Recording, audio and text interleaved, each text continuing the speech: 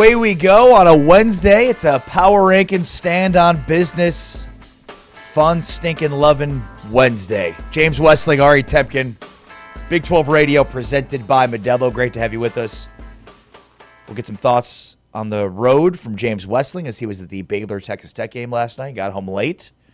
But this is a stand on business Wednesday, James. We've got the schedule release for the 2026 football season from the Big 12 coming up on Big 12 Studios immediately following today's show.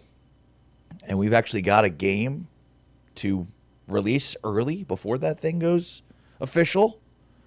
We also have a huge announcement on the moving of the Big 12 football championship from Saturday morning at 11 a.m. Central to Friday night on a Stand on Business Wednesday, James. Is that the right move for the Big 12?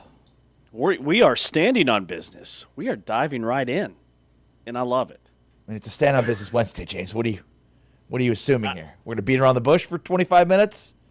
I get to wear my Kansas State hoodie for the first time all basketball season. Pretty sure you wore it last year. Last year. Got it, yeah. Last season. So I only wear it after K-State conference wins. Congratulations. We're on the board.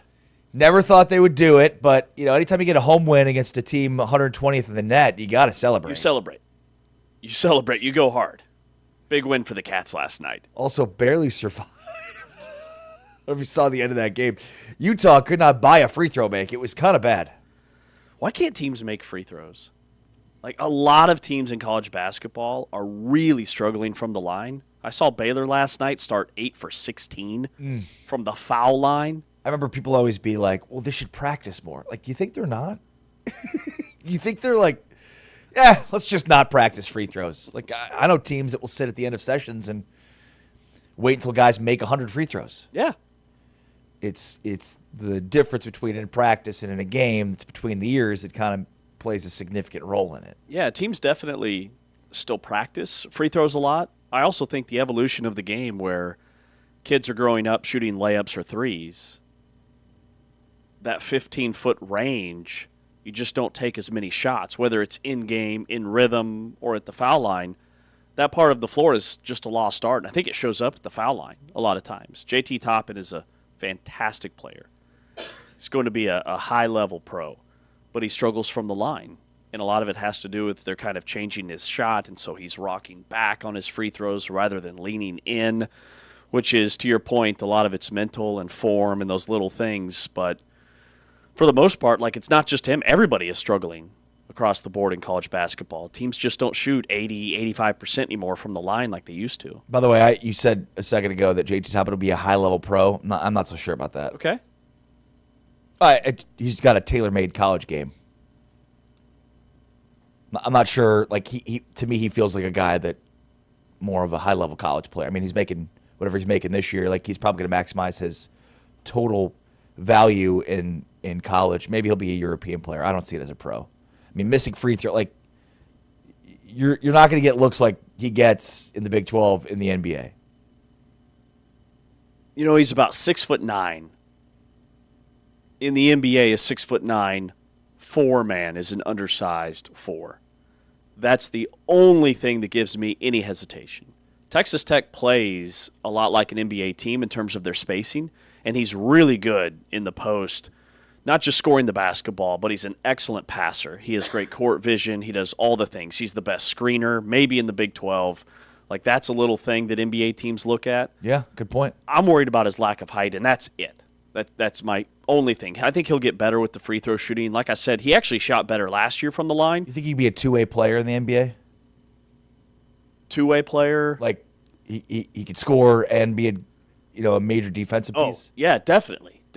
When you said two-way, my brain went to those two-way contracts where you're like G League or NBA. Got it. Yeah, no. Yeah, he's a really underrated shot blocker. He's added like 16 pounds of muscle, and he just works his tail off. So I think he'll be a solid pro. I do. And All right, let's stand on business, though. You totally deviated for the main topic here. Yeah. The championship moves from Saturday morning to Friday night. Yeah, we're going to circle back. I think it's a big move. I like it. The Big 12 was kind of log-jammed with a lot of other games on Saturday. And I understand maybe the fans will have some hesitation moving from a championship Saturday to a Friday, but having that prime time Friday slot to avoid all that Saturday traffic with Big Ten and SEC and ACC, to have the Big 12 standing alone in a marquee window should help, I would think, with the ratings. The attendance has been fantastic, so I don't think that moves the needle much there because people can come in Thursday or Friday. They can leave Saturday. I love it. I mean, when we saw this last night, I was a big fan. Like, initially, I got really excited thinking from a fan's perspective to have that slot. We are the main event, and we're the first event. Yeah. I think to this year where, moving forward, how consequential will those Friday night championship games be? The American Athletic Conference plays a Friday night one. That game was a huge deal. James Madison had the win on Friday night. That was a huge deal, obviously, for them winning their championship. But moving forward, I don't know that we're going to be a situation where you have the potential to get two of those group of five teams in. And so, yeah, I think it makes that Friday night window a little bit less crowded. And look, I mean, you're going from an 11 a.m. kick on a Saturday morning. So it's not like you had a good spot on Saturday anyways. Right. I wonder if this move helps a Big 12 partner in ESPN be able to move the ACC out of that evening window where it's competing head-to-head with the Big 10. And now the ACC moves to that 11 a.m. slot where the Big 12 goes to Friday night. I feel like if given a choice, I'd rather have Friday night than that 11 a.m. spot. Totally. On Saturday. Totally. It's almost like the Big 12 championship game. I don't want to say it got completely buried, but like I said, there's a lot of traffic there. There's a lot of other games. And now you have the first Power Conference championship slot, which with all the conference titles feeding into that December championship weekend, I mean, this could potentially, with the Big 12 going first, influence College Football Playoff Committee, visibility, the narrative. If one team shines or if it's an epic game, there's just a lot of possibilities and advantages, I think, to going first. And then you sit back and you see what else happens on that Saturday. And then just the stage. I mean, you're right. The American Conference Championship game felt bigger this year because it was that standalone Friday game. And I know North Texas was in the conversation for an at-large berth, and Eric Morris was still coaching, but he's got the Oklahoma State job. So there were a lot of storylines there. My point with that is now the Big 12 gets those storylines leading up all week long to that Friday matchup to kick it all off. I love the move. Are there any negatives to it? I would say the only negative would be, I mean, what do the ratings look like on a Friday versus a championship Saturday? Time will tell, because I don't think it's fair to compare what the ratings could hypothetically be versus like an American championship game or the Sun Belt championship game that James Madison played in, because those are totally different viewing audiences. So it's hard to paint that picture until we really dive in. I would say the only negative would be the outcome on the field, and maybe attendance could see a slight dip based off of the geographics of the teams playing. And I think a lot of that comes down to the fan bases too. Is the Arizona State-Iowa State game less attended 2 years ago if it's played on a Friday versus played on a Saturday? I would think maybe a little bit from the Iowa State side. But then the outcome on the field could play a role if you have, like what happened this year, with Texas Tech and the way they beat BYU. I mean, that narrative was kind of already there. But if that's a standalone game on Friday and BYU's trying to claw their way in and they get clobbered in the championship game, then you've got, a full 12 to 14 hours before the next game starts on Saturday where that's all the talk. Yeah. I mean, to me, the one negative would be you're basically, forcing two teams to play on a short week. Yeah. That's about it. I don't know that the travel, I guess you could make the case, but I mean, if you're getting there for an 11 a.m. game on Saturday, it feels like a night. You're Friday coming night in game. Friday either way. Yeah, it's a good point. But I'm with you. I mean, when I heard this news, my initial thought was, I'm surprised they hadn't done this already. And if you are Brett Yormark and you're doing a solid to your partner at ESPN, kind of allowing that window to open up for the ACC, you're also making a long-term play here in terms of that relationship. But I mean, just beyond that, like forgetting about all that other stuff, like I just think it's better for the fans. So the ACC was going head-to-head last year in the spot that they had on Saturday night? With the Big Ten. With the Big Ten. Okay, that's right. And so now you can move them up to 11 and then go game, where there's no head-to-head.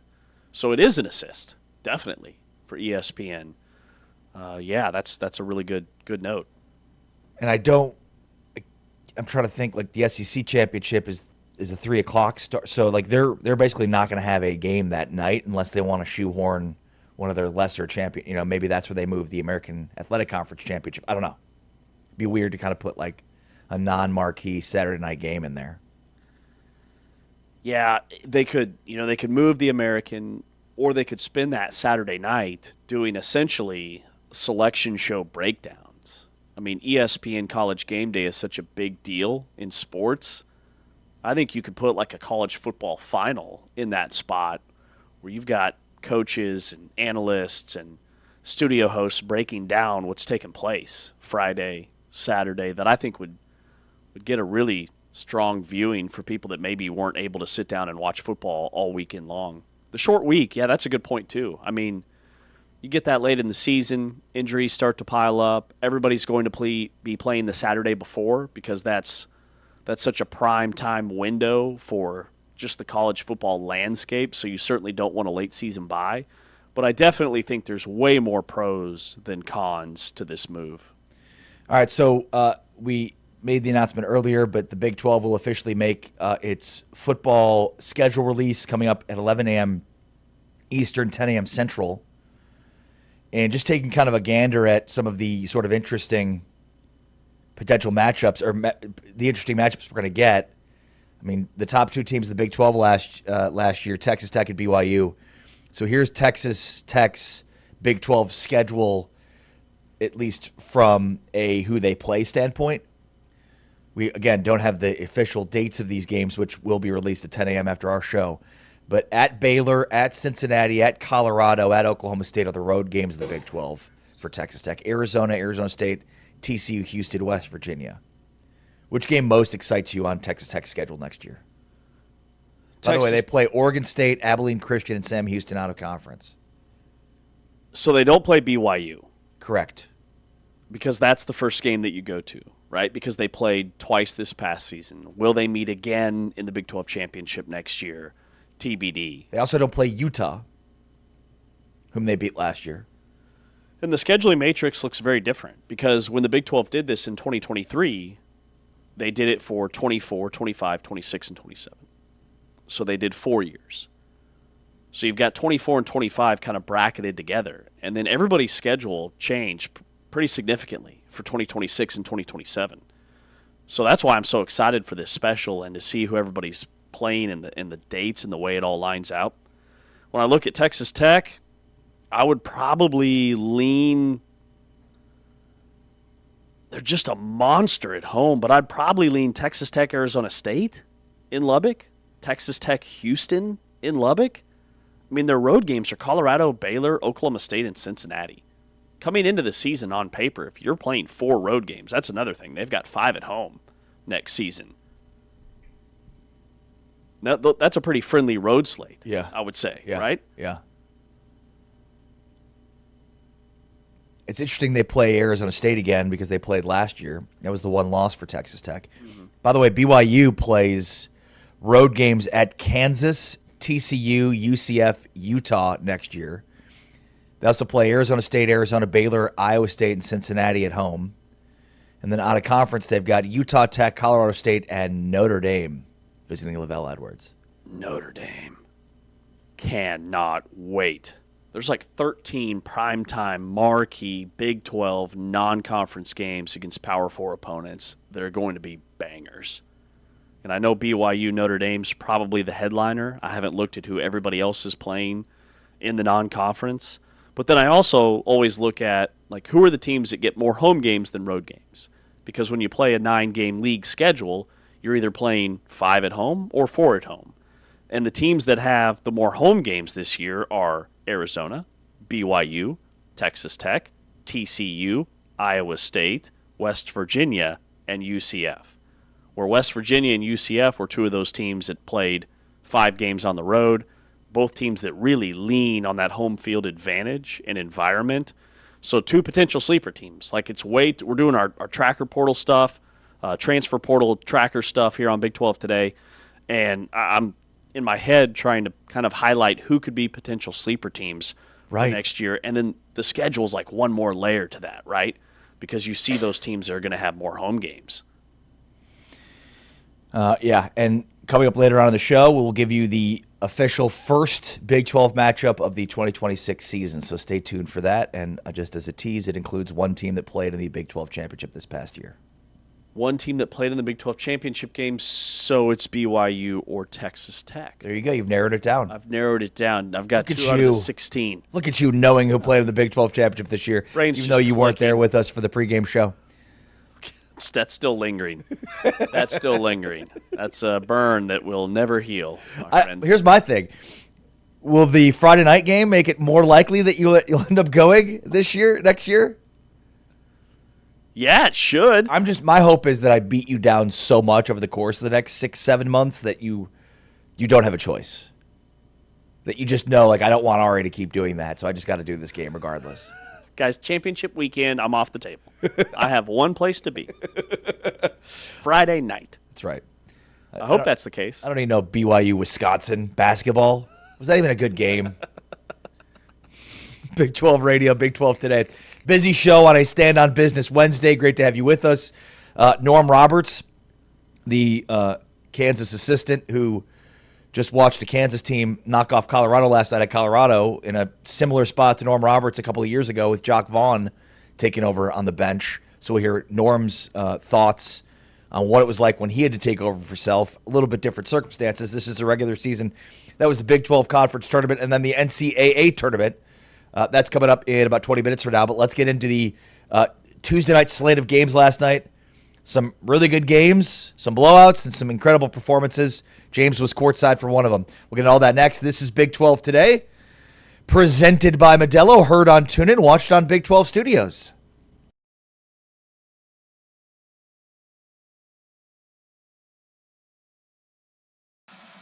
The 151st meeting all time is underway as Texas Tech eyes against Petty. Rises up, spits out. Offensive rebound, +1. Caden Powell. Anderson tops another, and he got that one too. They've canned 8 threes in this first session. Anderson gives it up. Atwell, he strikes a 3. There's number 9 of the stanza.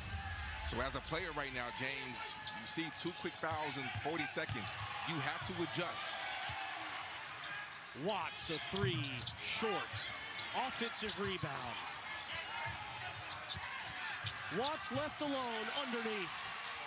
Or when the defense collapses, you can kick out for wide open shots.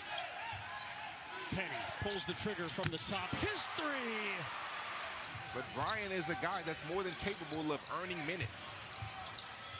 Anderson, he's a starter, and he hits another 3. Anderson, a long 3. That is clean. Number 8 for Anderson, a new career high. He didn't really talk to that many. He didn't talk to us like that. He gets to the free throw line, and the West Virginia student section starts chanting a name. I don't know. I mean, I played in a bunch of those games. You know what? I can't say certain things on air. Certain things will get me in trouble. So Baylor will look to avenge that loss.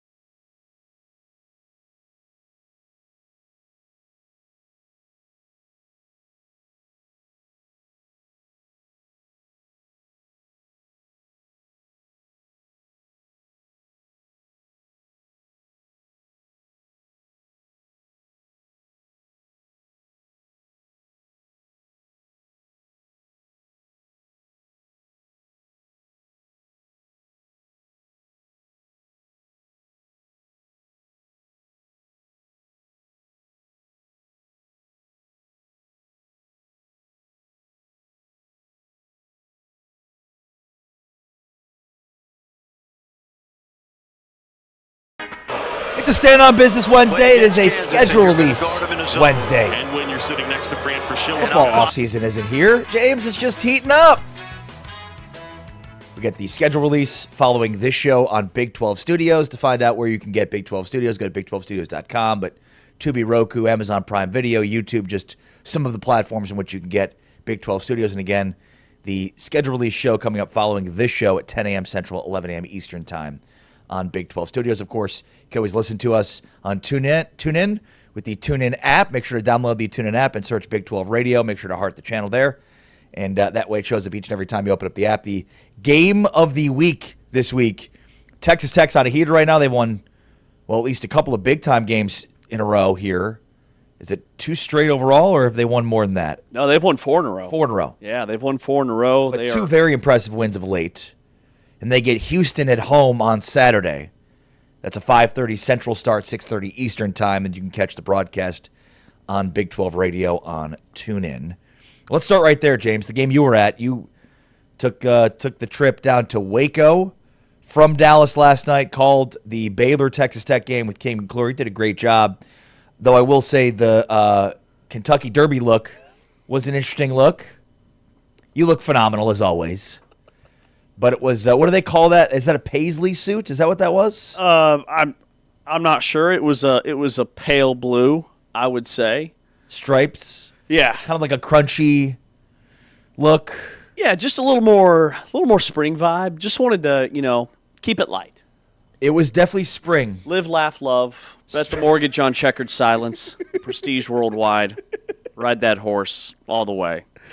Yeah, nothing says spring like 20-degree weather in basketball in January. North Texas. Wanted to brighten things up a little bit. I got a lot of compliments on that suit. Okay, so let's just. Did you? I did. Was that one of those like, oh yeah, suit looks great?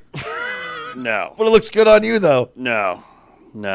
These compliments, I wasn't fishing for them like I do on the reg. This was just totally out of the blue. The suit, huh? Totally out of the blue. Huh? Had I known we were going to be on camera as much as we were, I maybe would have gone with a different choice, I'll be honest. Second half, the game got a little out of reach. There was a lot of camera time. There was a lot of James. I was not prepared for. We were on camera, and we didn't even know it. They didn't even tell us. I mean, the game was so out of reach. You guys were giving NFL predictions. Yes. And I'm watching the game like, I'm going to trust James's NFL predictions?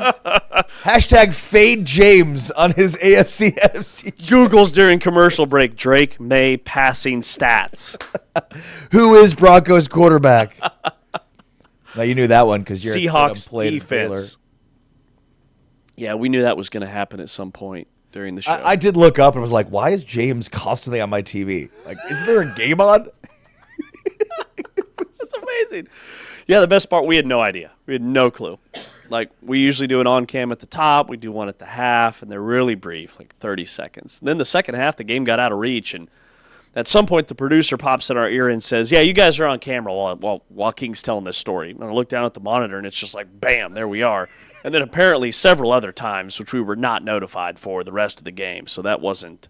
Could you see me when I waved to you? Oh, yeah. I knew you were there. I love how you thought about that for a second. I knew you were there. I was thinking of you all game.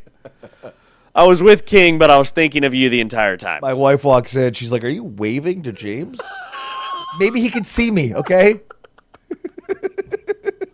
Not sure if you guys have heard, but Baylor's got the number 1 lineup in the Big 12. Minimum of 60 possessions. Okay, so we talked about that yesterday. Evan Mia's numbers, lineup numbers. With a minimum of 60 possessions, Baylor has the number 1 most efficient team in the Big 12. This is offense, defense, everything combined, lumped together. It's essentially the best lineup on the floor. So did you tell Scott Drew, hey, Scott, Coach Drew, I got it. I got your lineups. Don't worry. Don't you fret your little head anymore. I got it. I did not. Oh. But I told King, and I told John Morris. Both of them totally did not believe me. So, guys, I swear. In fact, I almost texted you being like, hey, people are really doubting this. Are you sure? Did you I'll send it to John Morris. Did you get the filters right? Did you do descending order? That thought was in my head. Did you give me the worst matchup or worst lineup? Right. And they played that lineup for 2 possessions. And then pulled one of the guys and brought in Ratai, but Texas Tech is a machine. They're an absolute machine. I'm not sure any lineup would have made a difference. They hit 14 first-half threes? 14 first-half threes. They tied a program record with 17. Christian Anderson had 8. Donovan Atwell hit 7. JT Toppin hit it. Like, everybody was making threes. And Anderson and Atwell, they were outscoring Baylor by themselves for like two-thirds of the game. And then down the stretch, Texas Tech went to JT Toppin. They're just dynamite offensively. They don't turn it over. They're always in the right spot, and they can shoot. Yeah. No, the most surprising part of this game was the fact that they only made 17 threes after hitting 14 of the first half.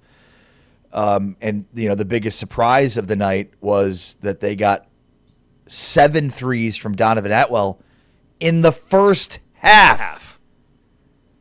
He didn't even attempt a three, I don't think, in the second half. No, he was in foul trouble. So the only concern or Achilles heel that I think could bother Texas Tech is foul trouble. When you look at their losses, and Grant McCaslin told me that yesterday, he's like, man, you look at our L's, and it's because we were in foul trouble. We were in foul trouble against Houston. We were in foul trouble early in the season against Illinois and Purdue. So that's the only thing, because they don't have a deep bench. Donovan Atwell picked up some early fouls in the second half and had to sit almost the entire second half. Lawan Watts didn't play much in the first half because he was in foul trouble, and they still delivered. Guys stepped up. That was a 1.5-point line, and that was supposed to be a down-to-the-wire, buzzer-beater type game, and Texas Tech smoked Baylor on the road. Yeah, and, the first half, again, when you hit 14 threes, it's impossible to keep up. You're grinding every possession, and then they get the ball up the floor, and it's like, boom, 3, go. It was really remarkable. Yeah. Like, there was a stretch there where I think they hit 4 or 5 threes in a row as a team. There is one thing, though, about Texas Tech that concerns me, which we'll get into in a second. But first, let's hear what Grant McCaslin had to say following this win about his former boss, Scott Drew. But, man, I just want to remind people, I mean this with all my heart, that Coach Drew is one of the best coaches in college basketball for all time. What he's done with this program, and when we walk in here and see just this venue and what he's built. I was a part of a team that went with it without any wins in conference play. And then I watched them coach a season without a conference game. It just basically had it to 0. To see what this is built to, just I have so much respect for Coach Drew because he's the ultimate fighter, man. He just has got such kindness, but he's a scrapper. And this team, I was telling him in the line, like, they've got good talent, probably not the pieces that fit Coach perfectly, but, man, they just got great talent. They'll keep getting better. I just felt like we jumped on them early and had the right mix of competitiveness defensively and great ball movement and spacing. Really thrilled for our guys to compete the way we did tonight. Yeah, I almost got the feeling that McCaslin, like the way they were raining threes the first half, Grant had to feel a little bit bad about that. Yes. Guys, let's not make so many threes. Impressive win for Texas Tech. I think there's 2 teams, though, James, that are elite in the Big 12 that have major flaws. Texas Tech and BYU have no depth. They got 7 points off their bench, all from Tyree Bryant. Other than that, though, they just don't get a ton of scoring production off their bench. Mm-hmm. Yeah, Texas Tech is number 1 in the country in percentage of their points that come from their starters. They've got the big 3 with Anderson, Atwell, and JT Toppin, and then Lawan Watts is kind of the 4th guy. Well, it like the last game it was Atwell. The game before the BYU game it was Watts. It's like they've got the big 2 and then one of Atwell or Watts. Exactly. Yeah, and they've got the second highest scoring trio in the country, and it's Anderson, Toppin, and Watts. Now they're supposed to at some point get Luke Bamboye back, who played in a couple of games in the non-conference. He was the nation's leading shot blocker per minutes played last year at VCU. He's a 7-footer in the middle that is going to help them immensely on the glass. So much of what he does is take some of the wear and tear off of JT Toppin. Yeah. He doesn't have to bang down low for the entire season, which, you're hoping that you get Bamboye, and now he does some of that, and that, keeps Toppin fresher as the season progresses. Mm-hmm. And the timetable for his return, they are confident he will play this season, but nobody knows when. In fact, Grant McCaslin said, I'm so frustrated by the whole thing, I just stopped asking.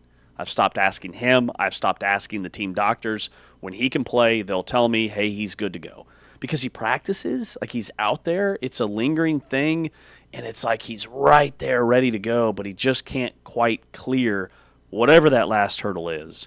But these guys are like best friends. They're really close, Scott Drew and Grant McCaslin. In fact, Scott Drew wanted Grant McCaslin. He called him the night before the game, like 2 nights ago, wanted him to come over to his house just to hang out and play pickleball. He's got a court in his home, and Grant said, no, I'm good. I'm going to get ready for the game.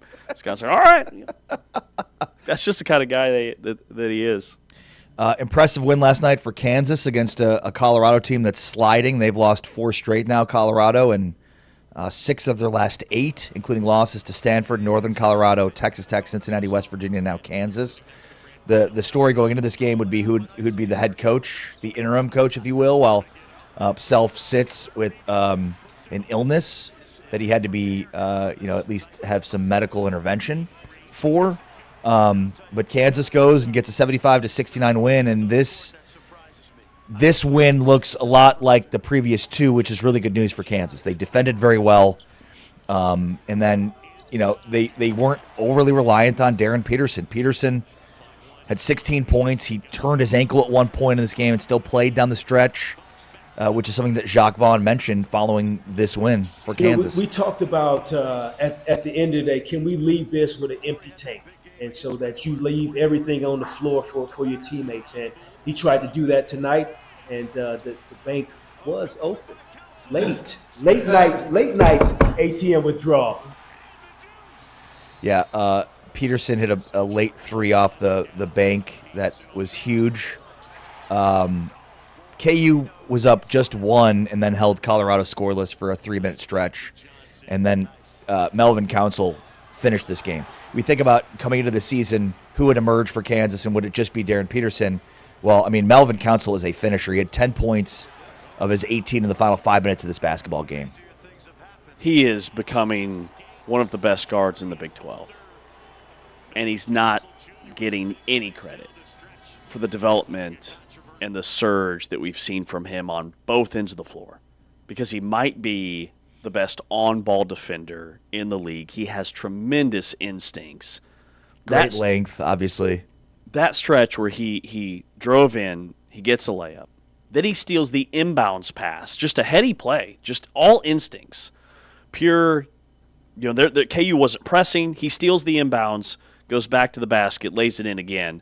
That was with just under about 5 minutes to play in the game, in a huge turning point in this contest. And this felt like maybe a little bit of a day at the office for Kansas winning this game, because it was clear that they've got the NBA talent, they've got the dudes, but that is a tough spot for KU.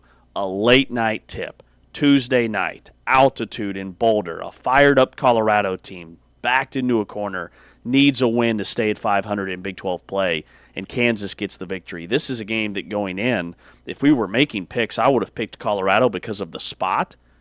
Bill Self out, Jacques Vaughn in for this game. Yep. So many intangibles going against Kansas. And I love what Jacques Vaughn said about Darren Peterson, talking about leaving it all out on the tank is empty after the game. Whatever that tank is, however many minutes it is, it's empty at the end of the game. And we saw that. We saw that from him finally, because it was clear that he was not 100%, and he still played through it. How about Trey White with 17 and 15 rebounds? Kansas out-rebounded Colorado there, plus 12 on the glass. The defensive rebounding held Colorado to one and done. I mean, they had 36 defensive rebounds.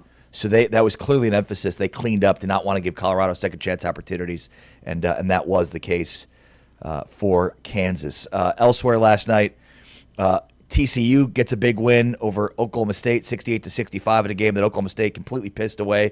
Had a 7-point lead late, and TCU went on a 10-0 run to close it out. K-State gets its first Big 12 win. Congrats, K-State. Way to go. 81-78. They had to hold off a late surge from Utah, but they do it. Utah missed some free throws down the stretch. P.J. Haggerty goes for 34. They did win this game, I will say, James, without Abdi Bashir. He had to miss this game.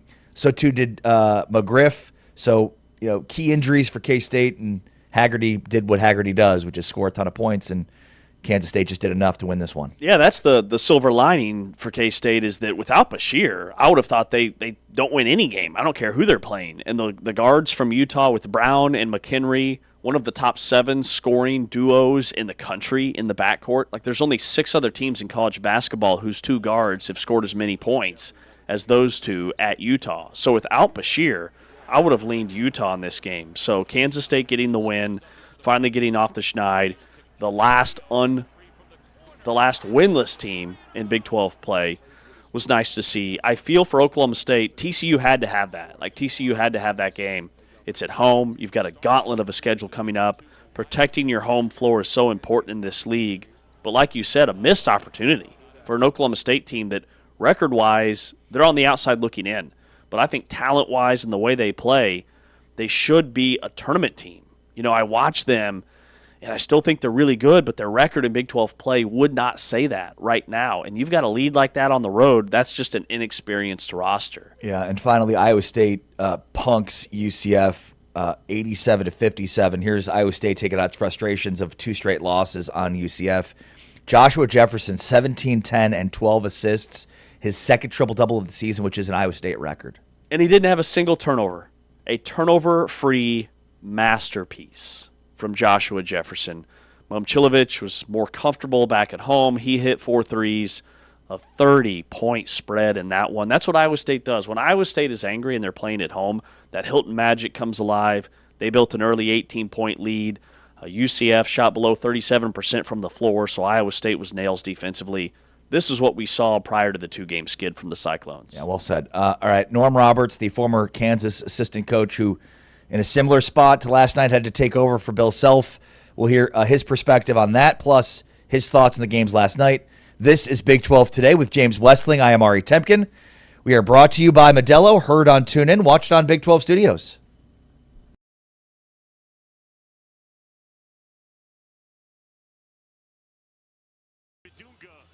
Will jump it for Kansas, and Kansas wins the tip.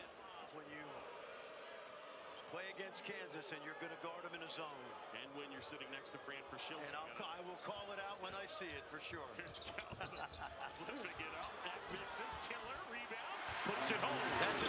Has prepared him for this type of environment. Deep 3, Peterson. I'll tell you, John, there's nothing he does on the court that surprises me. I'm actually surprised he missed the first 2. Remember, Jaden hit a big shot against Baylor. White inside. Hands and heads. Shot clock winding down. Peterson got to go. Tries to lob. Good hands. Bucks back the other way. Run shift off the glass and in. Nice. Remember, Flory had that big game against Baylor, 23. Peterson on the move, flips it up and in. Oh, good play by Council. Council. I think he was out of bounds. And the deuce. Peterson, shot clock winding down. Peterson will try. And hands, oh boy. He knows, he's smiling. 19 for Johnson. Nice. Home run ball. Council will throw it down.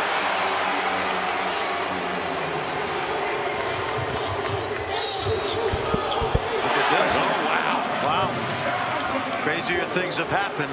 Kansas escapes here in Boulder. Melvin Council Jr. with some big plays down the stretch, including a controversial steal.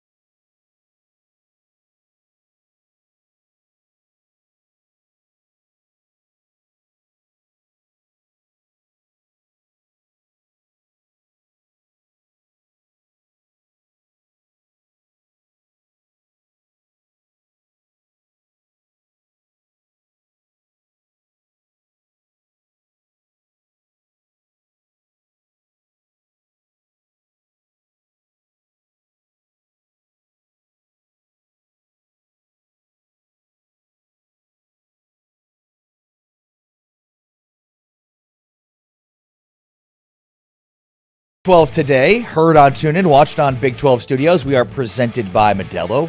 Great to have you with us today and every day here on your home for the Big 12. Norm Roberts, always fun to be visiting, have our weekly visit with the coach, Norm Roberts, former St. John's head coach, longtime assistant at Kansas as well. Joining us now, what's going on, Coach? How are you? I'm doing good, man. Trying to stay warm like everybody else. Yeah, right. And Norm's doing a fantastic job on media right now. He's a emerging media star. We've been catching him during halftime of games on ESPN. And I'm not just saying this because you're on with us, man. You are fun to watch. You make very complex basketball context sound very easy, which is a gift to do. And, obviously when you're a coach, you're a teacher, so that, probably comes naturally to you. Well, I appreciate that. I'm having a lot of fun with it. All right, so let's talk about some of the games last night, including Kansas, which Jacques Vaughn was put into a similar spot that you were a couple of years ago. Now, you took over for Coach Self, probably a little bit more trauma going on with the situation, given what he was going through that year, and it was also during the Big 12 and the NCAA tournament. But Jacques Vaughn, I'm not sure when he found out he was going to be taking over as the head coach, but just kind of take us through what you went through in a similar situation. Well, I think what you got to do is lean on the staff, lean on all the guys around you to help you, and that's what I did. Obviously, great people there, Jeremy Case and Joe Dooley and Curtis Townsend, and our whole staff and the people that we had with us, and then just rely on what you've done every day and your preparedness. The good thing for me is, the coach was there pretty much every step of the way to prepare the team for the games that we were going to play. So I don't think you want to try to invent the wheel. You just want to try to do what you've been doing. Stay focused, stay disciplined in how Kansas plays and how we want to play, and then just lean on those assistants as the game's going on to help you through it. One of the things, you have been around Coach Self for such a long time.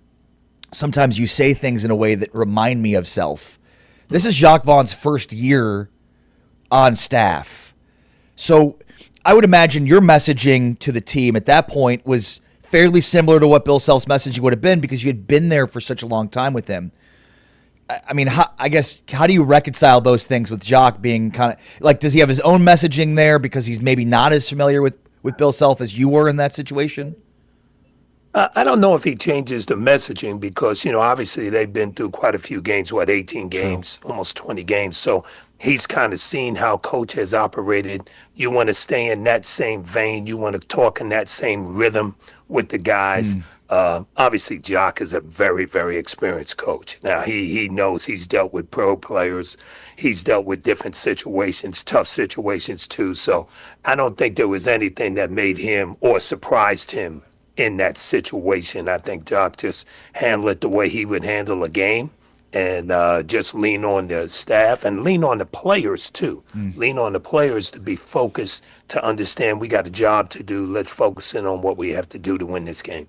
Yeah, it's such a team effort, just coaching in general. Are there moments where you're making in-game adjustments just going off of your gut, or is it totally a total team effort and thinking, this is what you guys do, every day? I think you can go off your gut a little bit, but I think what happens is, and I don't know this to be true, I don't know if it was Jacques' scout. It might have been another coach's scout. So now you're going to lean on that coach for the scout. The other thing is, whenever we're preparing for games, and I know Coach has done this in the past, all the coaches are involved. Everybody's there. You're all sitting in film sessions. You all know scouting report. You all know tendencies, all those things as a staff. So everybody's on one page. So everybody understands here's what we have to do. This is how we got to attack them. Obviously, they had to attack the zone last night. They did a great job of getting the ball to the middle of the floor, attacking that zone, attacking it on the baseline, getting good shots. And that's something that they had probably gone over before they even left on the trip. So Jacques knew exactly what Coach wanted to do and how he wanted to attack them. Yeah, and there's a lot of games to talk about, especially last night, and I want to get your thoughts on them. But I think 2 straight wins at home is one thing, because you're wondering, is that just the home cooking of Allen Fieldhouse? Impressive wins nonetheless, but wins at home nonetheless.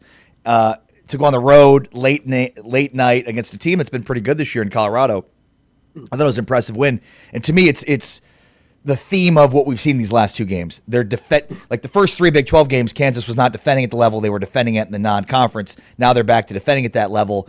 And then, we heard Coach say it. This team doesn't know how to play with Darren Peterson, and it feels like they're figuring that out now. Melvin Council has been a godsend for this team. He's become kind of the finisher, and it's almost like the minutes for Darren Peterson aren't as big of a story now, because they've figured some things out, and it doesn't look as clunky. Well, I really think the whole team looks confident. They look and playing at Colorado is hard because you're playing in that altitude anyway. They've got a great home court, especially when Kansas comes there. Their home court is terrific, like it was last night. And Colorado made it tough. That kid Isaiah Johnson, that young freshman, is terrific. Yeah, he is really, really good. And I thought they played really well. Okay, now they didn't shoot it well because Kansas did a good job with them at the 3-point line. I think they shot 29%. So Kansas did a good job there. The other thing that Kansas did, when you're on the road, you have to rebound. And Kansas out-rebounded them by, I think, about 12. So that was important. And I thought at the end of that game, they finished it in different ways. They finished it with defense. Obviously, Melvin Council had a spurt that was fabulous in transition, that big steal, and then score. But also, and I know Jock's got this from Coach, they went to Flory at the end of that game. They posted him, they isolated him, and he made some big baskets inside, as well as some great defensive plays around the basket. Great point. Coach, I had the Texas Tech Baylor call with King McClure last night. Texas Tech tied a program record. They hit 17 threes. They had 14 threes in the first half. How would you guard Texas Tech? Well, I think you got to take away the 3-point line. So obviously you got to try to make them play within the arc. The one thing that helps Kansas some, and I don't think you can do it all the time, is that maybe Flory Badunga can guard one-on-one inside with Topping, because he is a good defender, and that's because when you send traps at Topping, he's doing a great job now of passing out of the post and getting wide open threes. So you got to kind of stay home in that way, but you got to make them play inside the arc. Obviously, your ball screen defense needs to be very, very connected, because they do a good job of screening, rolling down the middle of that lane, and then lifting up from the backside to get off threes. So I think you got to run them off the line. You got to see if you can guard Topping one-on-one, because he's going to score anyway. He's going to do that anyway, but you just don't want to get killed from that 3-point line. Yeah, and last night, early on, Baylor was doubling Toppin, and he's passing out of it, and that's what led to 14 first-half threes, was the rhythm they were able to establish based on the double of Toppin. They kind of went off of it later, but at that point, it was almost too late in the game to switch off of it. Iowa State, UCF. Iowa State had the 2-game slide, but to me, I didn't take much big picture away from that beyond, like, winning in the Big 12 on the road is tough. Like, that's always the thing. Winning on the road is tough in the conference. It is. It is hard. And now, UCF found out winning on the road is tough, too, going into Iowa State. When you play there, that's a hard place. And coming off of 2 losses, you knew they were going to be juiced. Jefferson goes off and gets a triple-double, passing the ball. I think he had like 12 assists. He played fabulous. So it is hard. But the thing that you can't do in the Big 12 is you can't get too high or too low. You got to understand there's going to be peaks and there may be a little bit of valleys. And when that happens, you got to stay steady to what you believe in. And obviously, Iowa State stayed steady to that and played really well. Coach, when you look at some of the other games, K-State beats Utah. TCU scores the last 10 against Oklahoma State.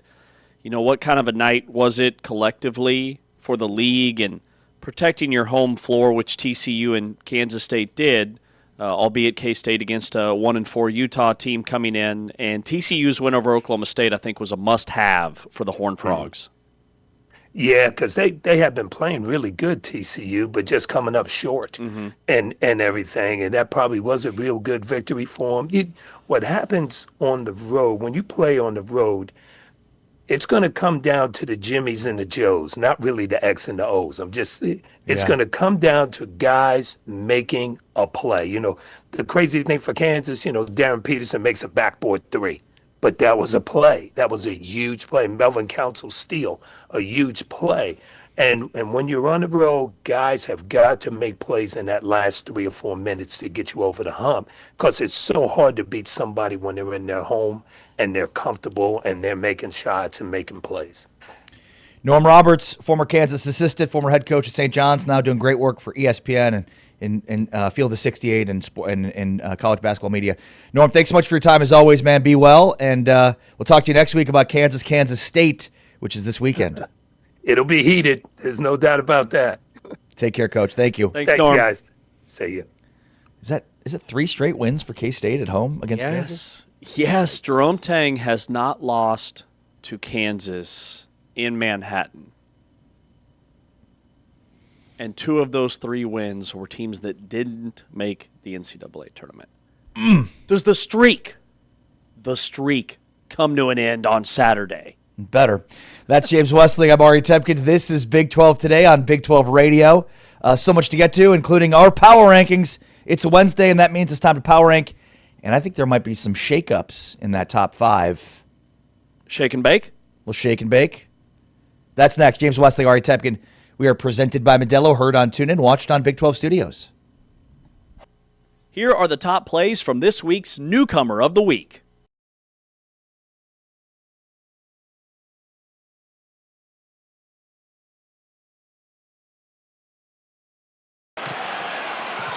You look at teams like UCF, what West Virginia did to Kansas a few days ago. Not many easy games at all in this league as Peterson scores again. Peterson being pressured by Jefferson out on the perimeter. Rises up and drills a 3. Council deep in the corner. Peterson. He's got in the gym range. Now posting up off the glass and in. Wow. How'd he flip that one in? Right there, really good, got into his chest. But Peterson, the creativity, the strength, able to fight through the contact. Peterson, Badunga, Council Jr., Peterson down the lane. He allowed the screen to be set. Now watch him swing the ball through right there. Okay, now once he dips that, he's up underneath the defender's arm. And now heat by Baylor not to give up a layup, Gus. Peterson crossover dribble down the lane on the floor. Count it. Well, speaking of NBA, it must be something in that Northeast Ohio water where the players are just a little. Now Peterson crosses over and hits. Get it to go. Well, I tell you who could. The tight dribble, the crossover, you keep it low. That allows you to elevate with a little step back right into that beautiful pure. From Rachacha. Peterson racing, spinning, pumping, fading.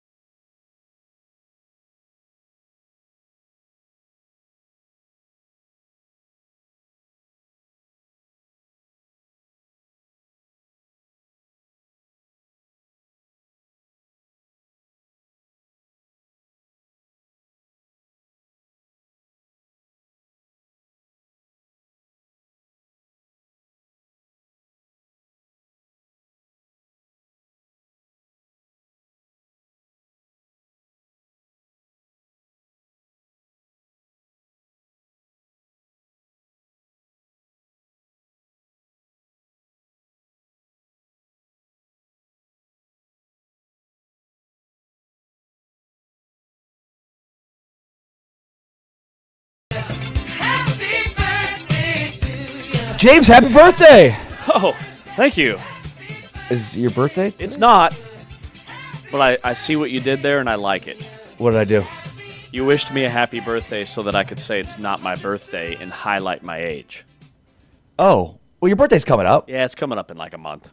Was it February 19th. 75th? Yeah, thanks Yeah. for remembering. 219. Sweet. Happy birthday to Jack Nicklaus, the Golden Bear, one of the great golfers, maybe the greatest golfer of all time. Also, Hakeem Olajuwon's birthday today. Hakeem Olajuwon. Quick story. When I was in college doing student radio, my buddy and I were doing a student radio broadcast. And my dear friend had a couple of Modelo's before the game. College student, doing dumb stuff. We've all been there. So we get on the air, and it's like third quarter, and it's hitting him. Homie's not doing well. And this player makes like a sky hook, and he goes, "What?" He kind of had like a high-pitched voice. "Oh, that reminds me of my favorite player, Hakeem Olajuwon." Hakeem Olajuwon. I said, "Who?" He goes, "Hakeem Olajuwon." I'll never forget how he said it. Also, Hakeem Olajuwon. was it Kareem known for the skyhook? I don't know. It didn't make any sense. Hakeem had the dream shake. It was just the most like perfect. Like this guy's. This is it. This is student radio. This is student radio. There's 6 people listening. Hakeem Homies Olajuwon. pounding beer since 2:00 in the afternoon. You're like, and yeah, now he's calling games for Fox. Love the guy. He's not. He's selling dental plans. Doing very well. Very successful. I'm shocked. Very successful. Yeah. Big 12 Radio, Big 12 Today. We are presented by Modelo. Heard on TuneIn, watched on Big 12 Studios. And it's time now to Power Rank. It is a Power Ranking Wednesday with a couple of Power Ranking fools. First, we Power Rank the top 5 teams in Big 12 hoops. Then we Power Rank something random that has to do with the date today, which we'll get to. And I'm super excited about our random Power Ranking today. Are you? Yeah, because remember, this is a Power Ranking world, James. It's not good enough to just have things. You have to Power Rank them accordingly. Yes. And so that is what we do on Wednesdays. So without further ado, let's Power Rank. Number 5. All right. My number 5 this week is Got to find your list, huh? the Kansas Jayhawks. It's a tough top 5 to crack. And I may have them too low, but I'm still going to go Kansas at number 5 here. Based on what they've done of late, they've really turned a corner. There are 3 straight wins after starting conference play 1-2. Were they 1-3 or 1-2? Yeah, 1-2. So, I mean, on the verge of starting 1-3 in conference play for the first time since like the 90s.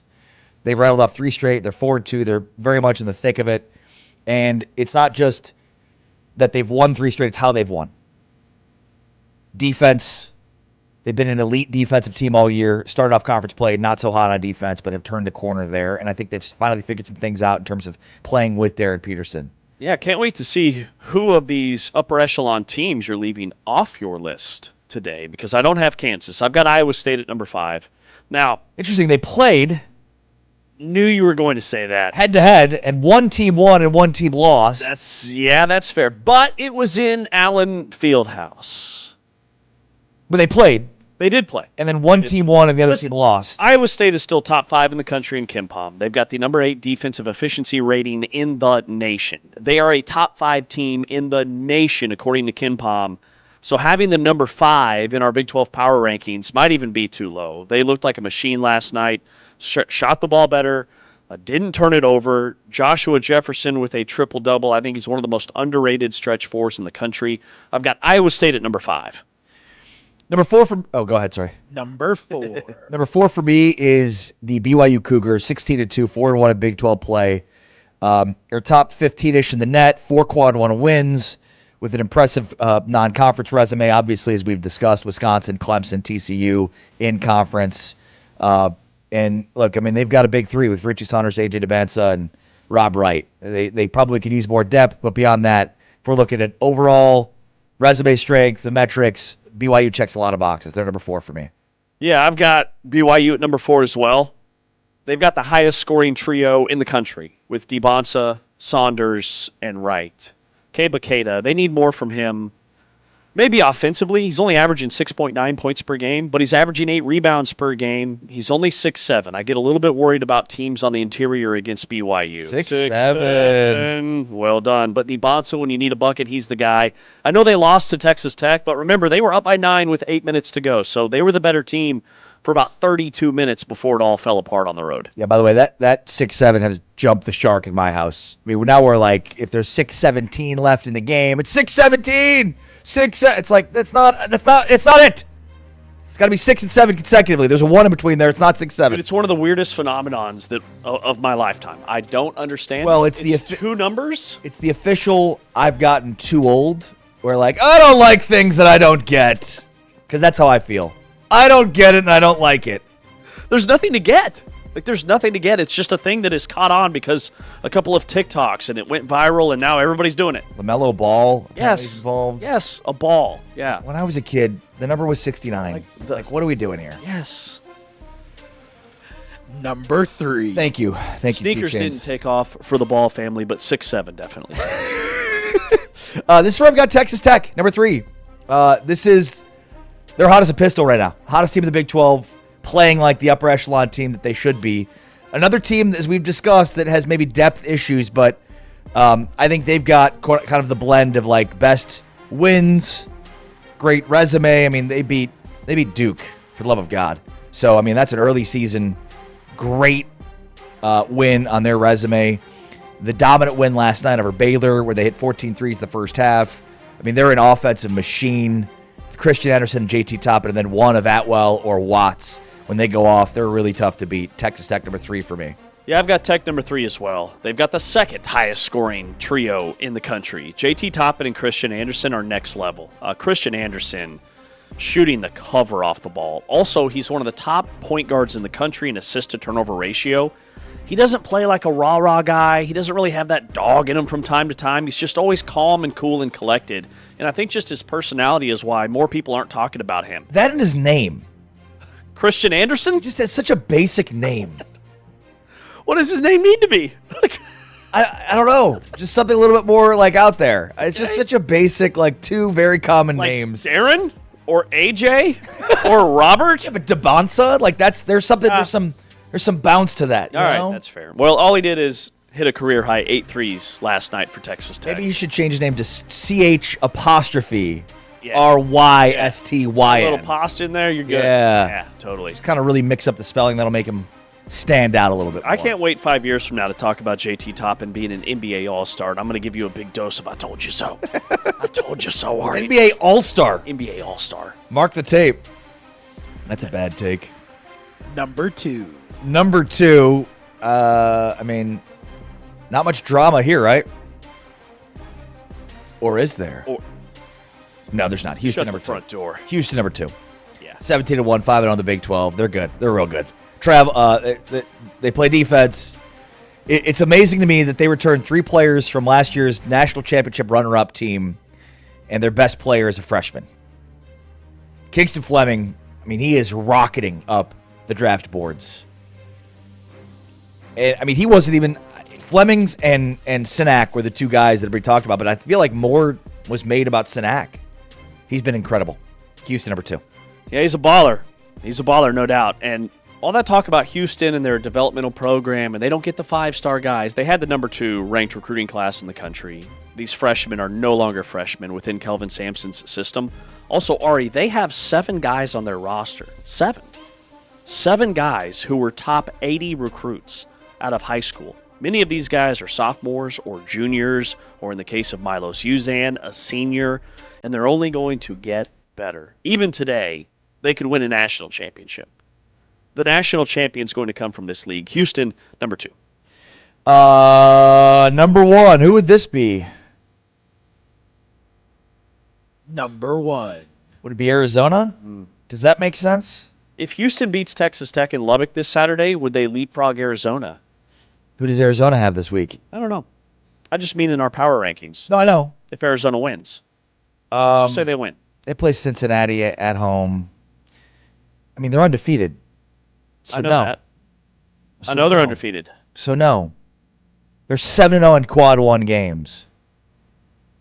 Houston lost to a team that Kansas beat. That's back in November. I know. I'm just joking. I mean, look, I think it's obvious based on our power rankings. Houston's terrible. Arizona's great. Arizona, both of these teams. Right. Yeah, that's the answer there. It'll be an upset to me if they're not both in the Final Four.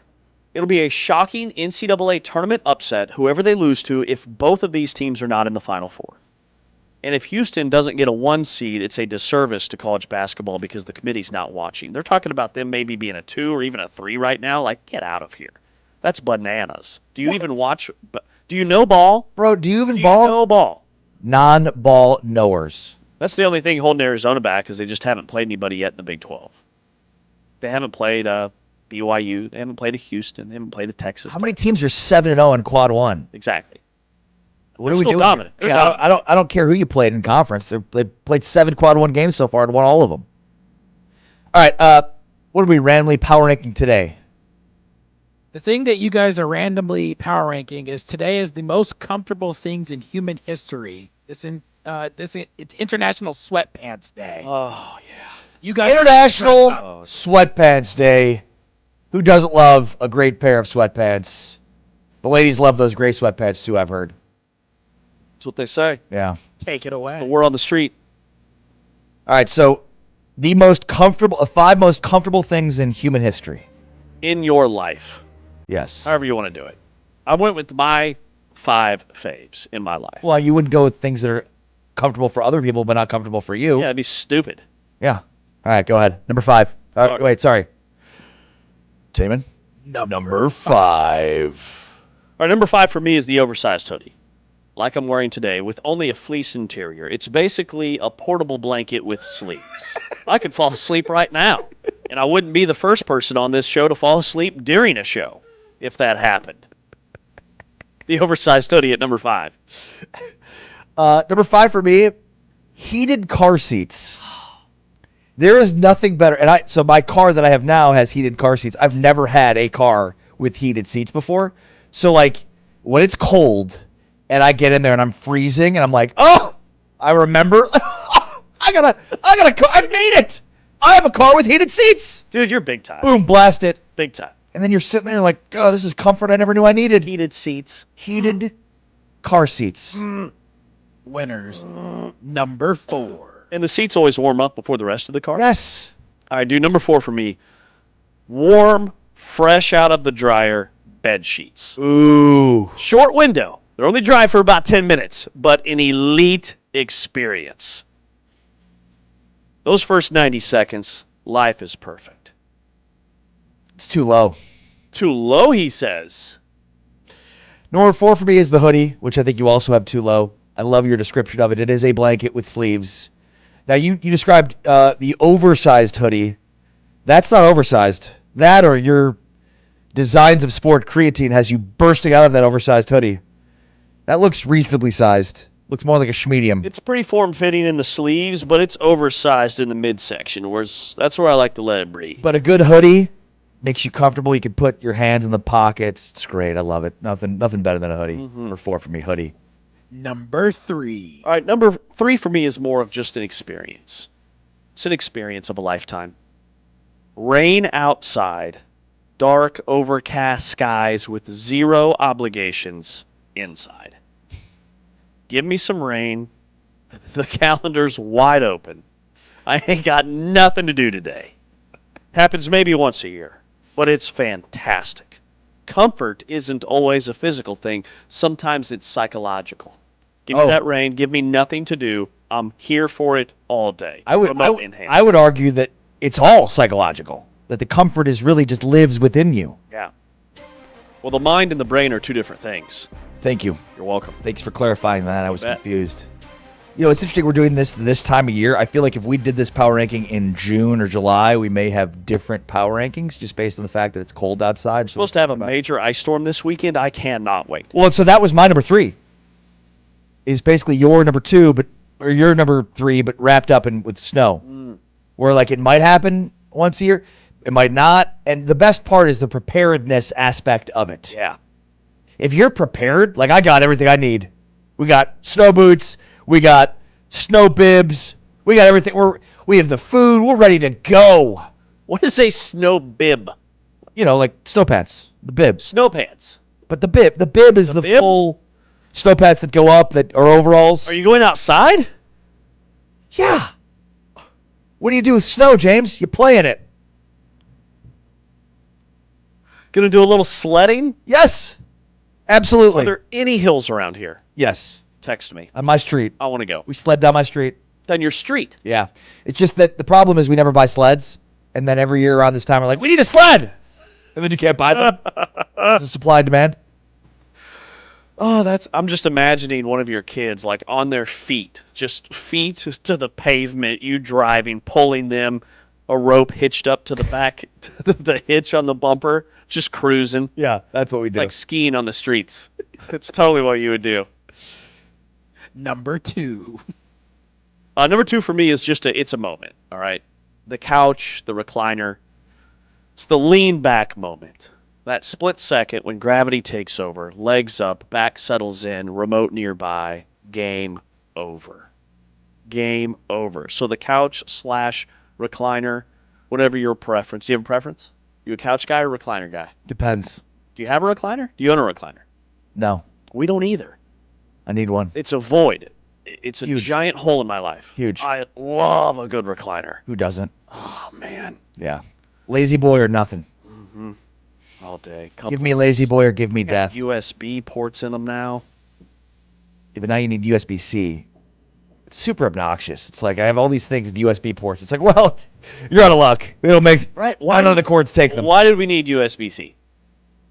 Well, the problem is we didn't need USB because now everything's USB-C, which makes sense. We finally got the uniform cord. At any rate, the most comfortable things in human history. Number 2, hot shower. I mean, the comfort level that you feel in a properly temperatured, Mm-hmm. Celsius, Fahrenheit, doesn't matter. Doesn't matter. If it's hot, it's nice, and I never want to get out of it. I do, though. I don't know why I read this thing a while ago that, like, you're supposed to wash your face in cold water, not hot water. Yeah. So I always turn the water down for the face wash, which always makes the showering experience miserable at the end. Elite showering skills. He's a really good shower. I mean, cold water on the face. Look, it's a 60-minute game, you know? It opens up the pores. That's what I heard. So I do. So that always disrupts the hot shower feng shui. But there's just nothing better than the comfort of a hot shower. That's why you look younger every day. You know, I've been thinking about that. I'm sure you have. Number 1. Number 1 for me, I mean, it's why we're doing this. The gray sweatpants. I almost wore them today, but then I thought I'd be too comfortable. I'd fall asleep mid-segment. The undisputed number 1 overall pick. Elastic waistband, soft fabric, no expectations. I have to wear them selectively, no joke, because they're too comfortable. I will be groggy. I will be sleepy. Plus, you don't want to make the girls crazy. That's definitely why. Like, hey, these Target brand gray sweatpants, game over, bro. I'm going to be honest with you. You can't be walking around sprouts in those. The undisputed heavyweight champion of the world of comfort. Clean sheets. This was way too low on your list. Yeah. There's just nothing better than crawling into bed with clean sheets, a clean duvet, clean pillowcases. That's a comfort level that knows no bounds. Yeah, that's a good list. And it lasts. I mean, you mentioned straight out of the dryer, which is like that's elusive. Like that's like an immediate like this is like being hugged by a hot shower. Be the only way to be described by it. Clean sheets, number 1. Unquestionable. And fresh out of the dryer, you probably get that like once every 2 years. Yeah. It's like an equinox. Or like a solar eclipse or something. I don't know. What's rare in space? Both of those things, I believe. I think equinox happens every year. Dude, I was so mad when I wasn't in Dallas for that eclipse. Because I'm a dummy and I didn't realize like Dallas was a hot spot for it. Yeah, you missed. I was leaving town and I just missed it. You missed out. So I didn't get to see the total darkness. I was so mad. It was one of the coolest experiences of my life. You'll never see it. It sucks for you. I feel terrible for you. Thanks. I think I actually saw the next time it happens is on my 50th birthday, like my actual birthday. Okay, so we might be alive when it happens again. It's exciting. Might? You plan to not be alive at 50? I mean, I don't make any plans for life. Okay, I'm just, you're not wrong, but my God. I mean, yeah, I hope that's the case. A little bit morbid for a Stand on Business Wednesday, don't you think? That's James Westling. I'm Ari Tepkin. This is Big 12 Today on Big 12 Radio. We've got Ross Dellinger on the way. Coming up next, though, an interesting nugget about the last 3 national champions. And is this a blueprint? That's next. This is Big 12 Today, Big 12 Radio, presented by Modelo. Heard on TuneIn, watched on Big 12 Studios.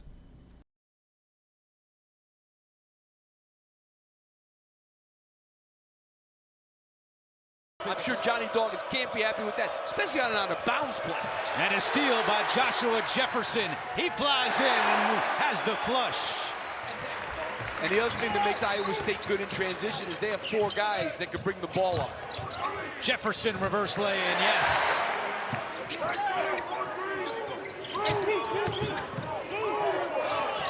Played a bounce pass. Jefferson with the jam. And now 5 to shoot. Jefferson going to town and sends it back out. Momcilovic. You can see that coming. Buchanan the rebound. I think Bo's got to shoot that first one. He caught the ball 6 feet from the basket. 6th rebound for Buchanan. This guy's too strong. And the foul. DJ calls Nate Heisey the wild card for this team. One of those glue guys that can really affect plays. Lipsy rips it away. Well, I mean, he was a really good shooter at Northern Iowa. They need him to contribute. This guy contributes.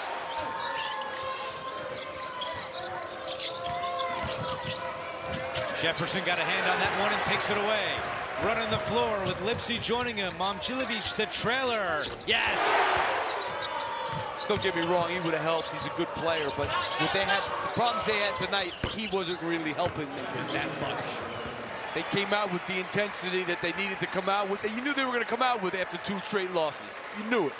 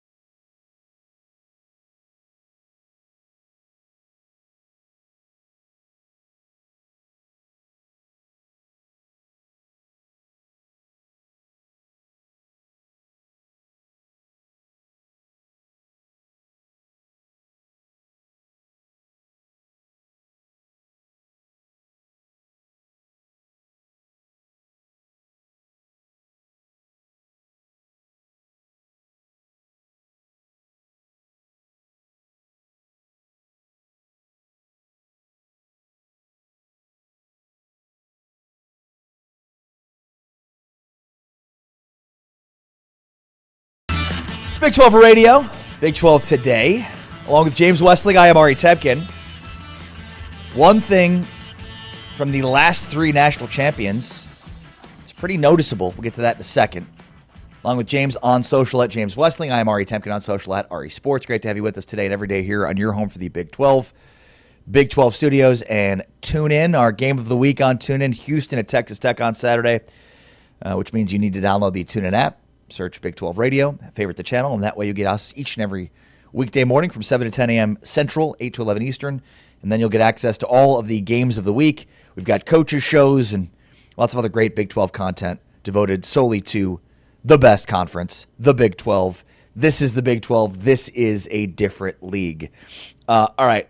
Ross Dellinger is coming up from Yahoo Sports in about 15 minutes from now. You're not going to want to miss Ross Dellinger, who's always must listen.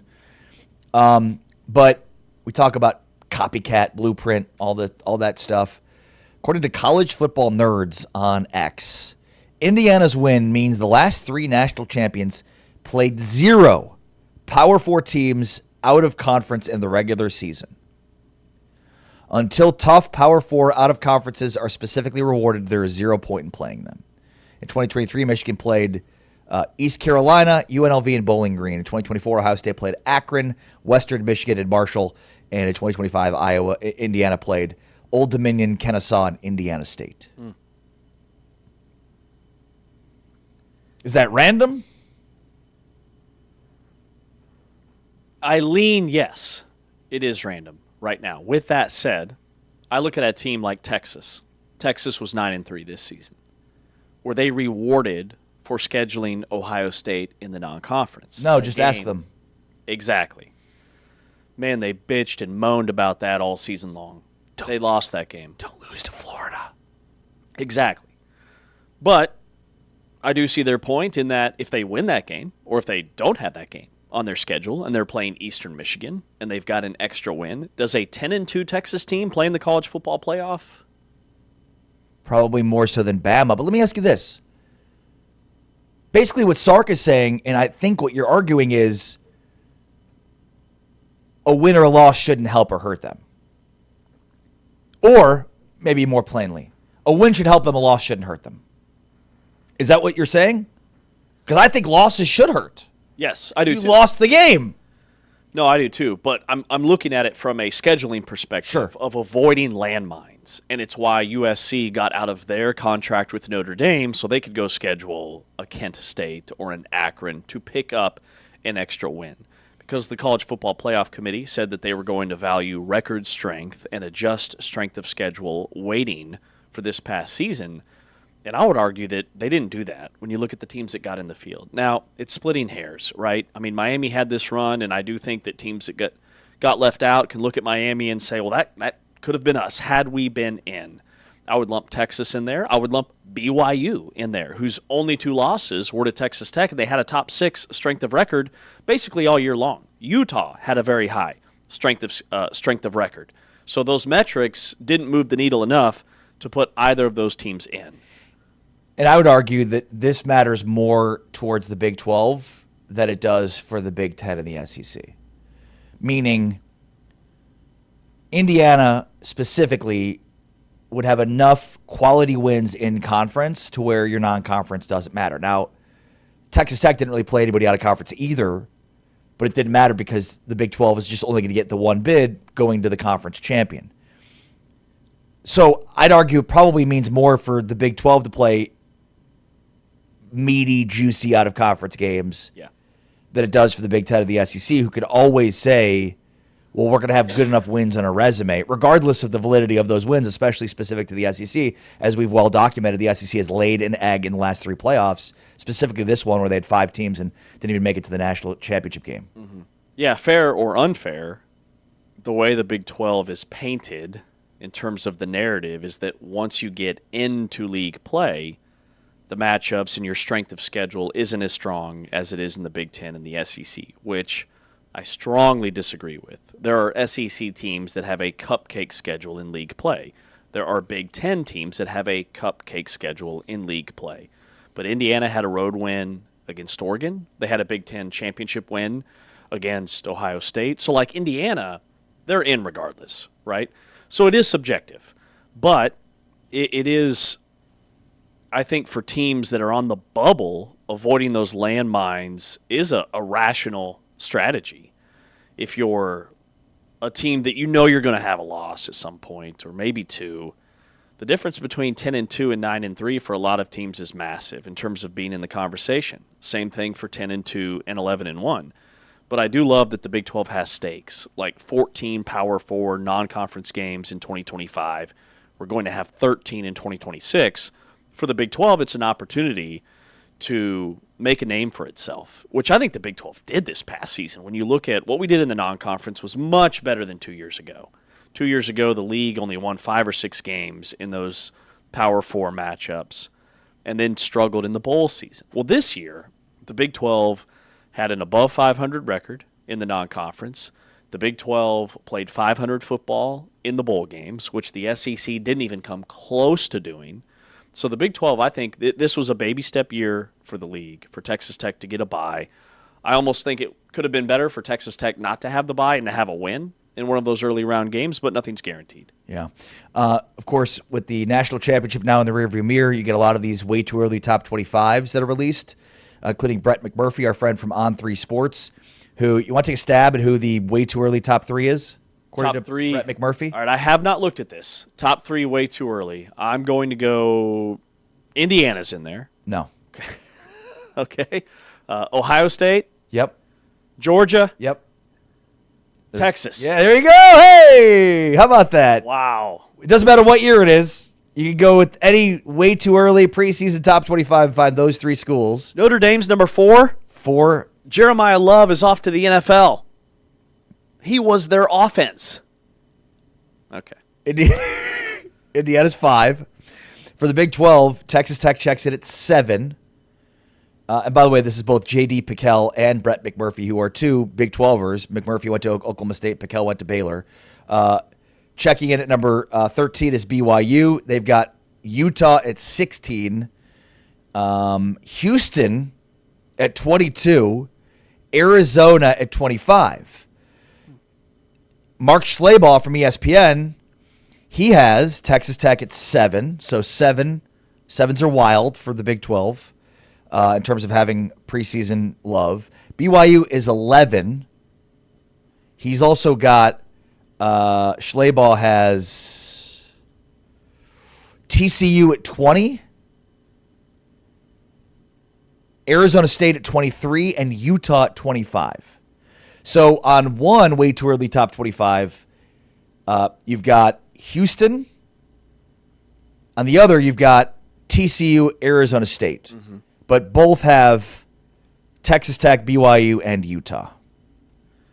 I like that Texas Tech's probably going to be a preseason top 10 team. All of these way too early top 25s, Texas Tech has solidified itself as a player in college football.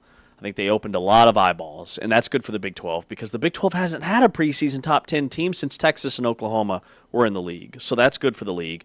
Seeing BYU ranked at all is out of character because BYU, nobody finishes higher in the last 25 years than their preseason ranking than BYU. So seeing BYU at 13 or 15 or wherever they're at in a lot of these polls is a really good thing because they're likely to exceed their preseason ranking. And then Utah makes sense to me. I think they could be even higher than 16. I know without Whittingham there's a lot of questions, but like they've got Devin Dampier. They're going to have a high number of returning starters on defense. And then I love that Houston and Arizona get a little bit of love because both of those teams are going to have almost their entire teams back, both sides of the ball. Arizona loses some pieces in the secondary, but they've both done a great job of retaining their roster for next year. TCU's kind of the wild card, right at number 20.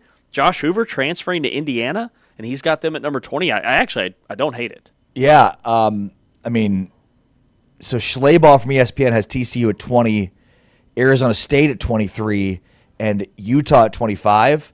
I feel like if we're looking at like fringe top 25 way too early Big 12 teams, On3's rankings got it better than ESPN's. I feel like Houston, like that's a good understanding of the dynamics at Houston right now. Like Houston's definitely a team that I would put in the preseason top 25. Mm-hmm. And then Arizona too, like both two teams that kind of finished the season on the rise. Arizona State maybe is the wild card to me, but I feel like it's like, are you looking at the roster for TCU in that top 25 ESPN? Yeah, I mean, the on-3 transfer portal rankings, which are different than the 24/7 composite that we've been looking at, on-3 is super high on Houston's recruiting class. They've got them number 6. Wow. The number 6 ranked transfer portal class in the country. They add Mekhi Hughes, the running back, who was an All-American 2 years ago, who Fritz recruited to Tulane, sat the bench last year at Oregon, had some disagreements with the staff and his contract, and then Connor Wegman back. All those guys on defense, year 3 of Willie Fritz, really high on Houston for next year. All right, that's James Westling. I'm Ari Tepkin. The great Ross Dellinger from Yahoo Sports joins us next. This is Big 12 Today, Big 12 Radio. Heard on TuneIn, watching on Big 12 Studios. Short field.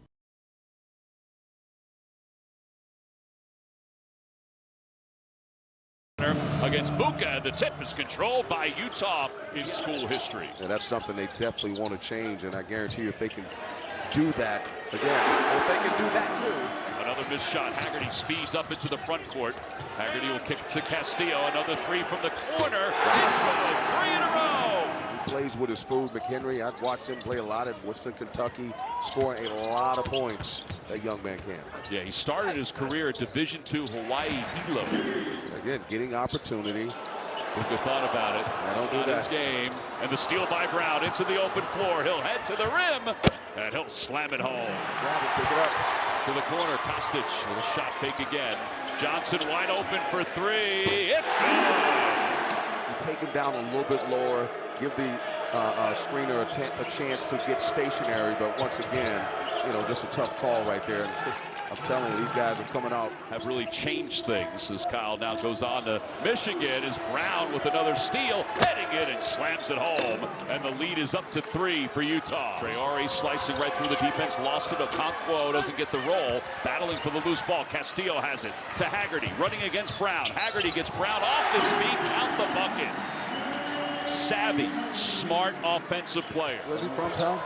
He's from H-Town. I've learned to look and see who's from Houston and who's not.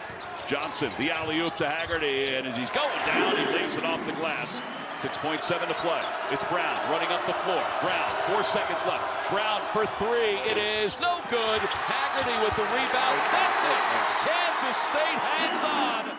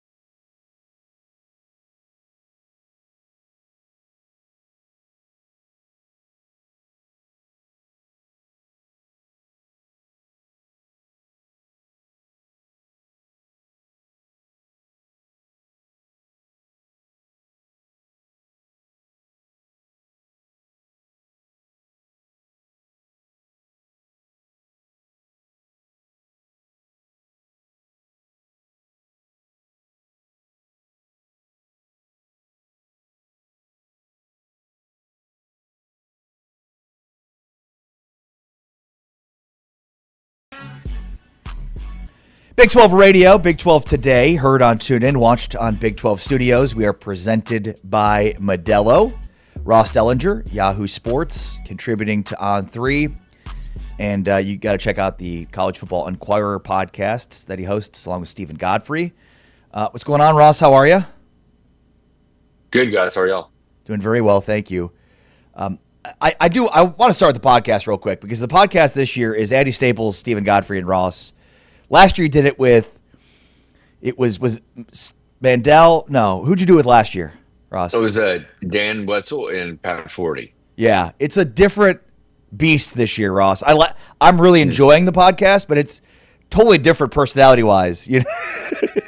Yeah, it definitely is, right? We Pat and Dan are great guys, and I miss them, but it's a totally different sort of vibe with Steven and Andy. We still try to stay on similar topics and stuff, but they have different opinions, right? And it's good though. It's made for some fun times. Yeah, for sure. It's a fun listen for sure. Okay. Let's talk about some of the latest news that you've been reporting on, and Ross is at the forefront of all of this stuff, one of the best in the business. The playoff expansion, it feels like, based on your reporting, Ross, this is pretty simple here. The Big 12, everybody's on one side in agreement on expansion of 16. The Big Ten's on another side basically saying, we want 24. Is it that simple?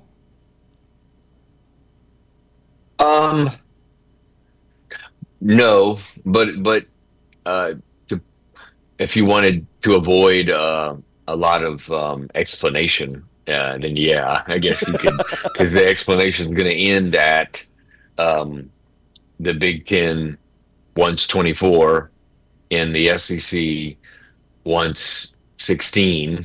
And the other leagues, even though they don't have authority really over the playoff format, because they gave authority to the SEC and Big Ten, so it's really just those two entities. Most of the other leagues have said publicly that they're in support of a 16-team model as well. So, in a lot of ways, yeah, it is like a 10 versus 1. There's 11 board members on the CFP governance, and you've got the 10 FBS conferences, each conference commissioner, and then Notre Dame's athletic director. And I think 10 of the 11 have been public, at least, in their support for a 16-team playoff, and the Big Ten wants 24. And there is a willingness from the Big Ten, I think, to go to 16 for a few years if it means it's some kind of guarantee to 24. And right now, Greg's thinking the SEC don't want to agree to that. They don't want to agree to 24, in 3 years or 4 years. And I think the reasoning behind that is, we don't know really in 3 days what's going to happen in college sports, let alone 3 years, right? So why would you make any kind of guarantee? So they're kind of at an impasse. They're sort of at a stalemate right now. Yeah. So Ross, why do you think the Big Ten is so set on 24 as the number? A variety of reasons. Well, you'll remember maybe a year ago, the Big Ten proposed, or a year and a half ago, the Big Ten proposed a 16-team model with 4 automatic qualifiers for the Big Ten and the SEC, 2 each for the ACC and the Big 12, 1 group of 5 representative, and I think 3 at large. I think that totals you up to 16. That's what they proposed. And then they sort of shifted because that one sort of fell through. And they shifted to this 2014 model that still has multiple AQs for a single league. And that's really, getting back to your question, that's sort of the bottom line. The Big Ten wants the selection committee to be limited. And to do that, to have multiple automatic qualifiers for a single conference. And so the 2014 would be 4 automatic qualifiers for each of the power conferences, right? So it'd be 4 each for the Big 10, Big 12, ACC, and SEC, and then there would be 2 probably for the group of 5 and or group of 6, and then there would be 6 at large. So they just want to do whatever they can to limit sort of the selection committee. That's number one. That's a long explanation of why. For number one of why they'd want 24.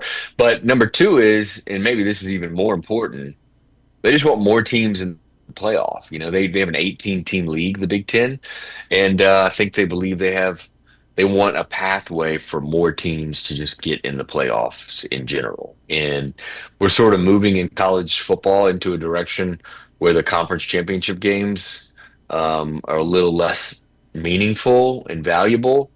And I think the Big Ten leaders believe that too. So why not just sort of go to 24?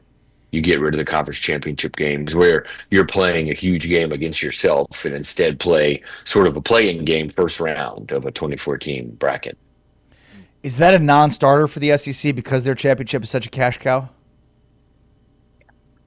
I don't know if that's the only issue, because I think the SEC, like a lot of other leagues, believes too that the conference championship game is probably at some point going away. Got it. I mean, you hear coaches publicly say that they don't want to play in the conference championship game. I mean, there were school administrators rooting one way or the other on the last regular season week this past year, because they didn't want their school to play in the championship game. I mean, literally, that was like happening. So that doesn't bode well for the future of the championship games. So I think the SEC knows that it's just a matter of when, not if, on the championship games sort of dying. But as most things with college sports, it's going to take a while. It kind of slowly crawls to a point of resolution. Ross Dellinger from Yahoo Sports is with us here on Big 12 Today on Big 12 Radio and Big 12 Studios. Ross, you also noted a few days ago that these prominent college officials are encouraging the cap on athletes to be lifted. The 20.5 cap is too low. You've been hearing. So what can you add to that? Is this a realistic possibility in the near future, and your thoughts?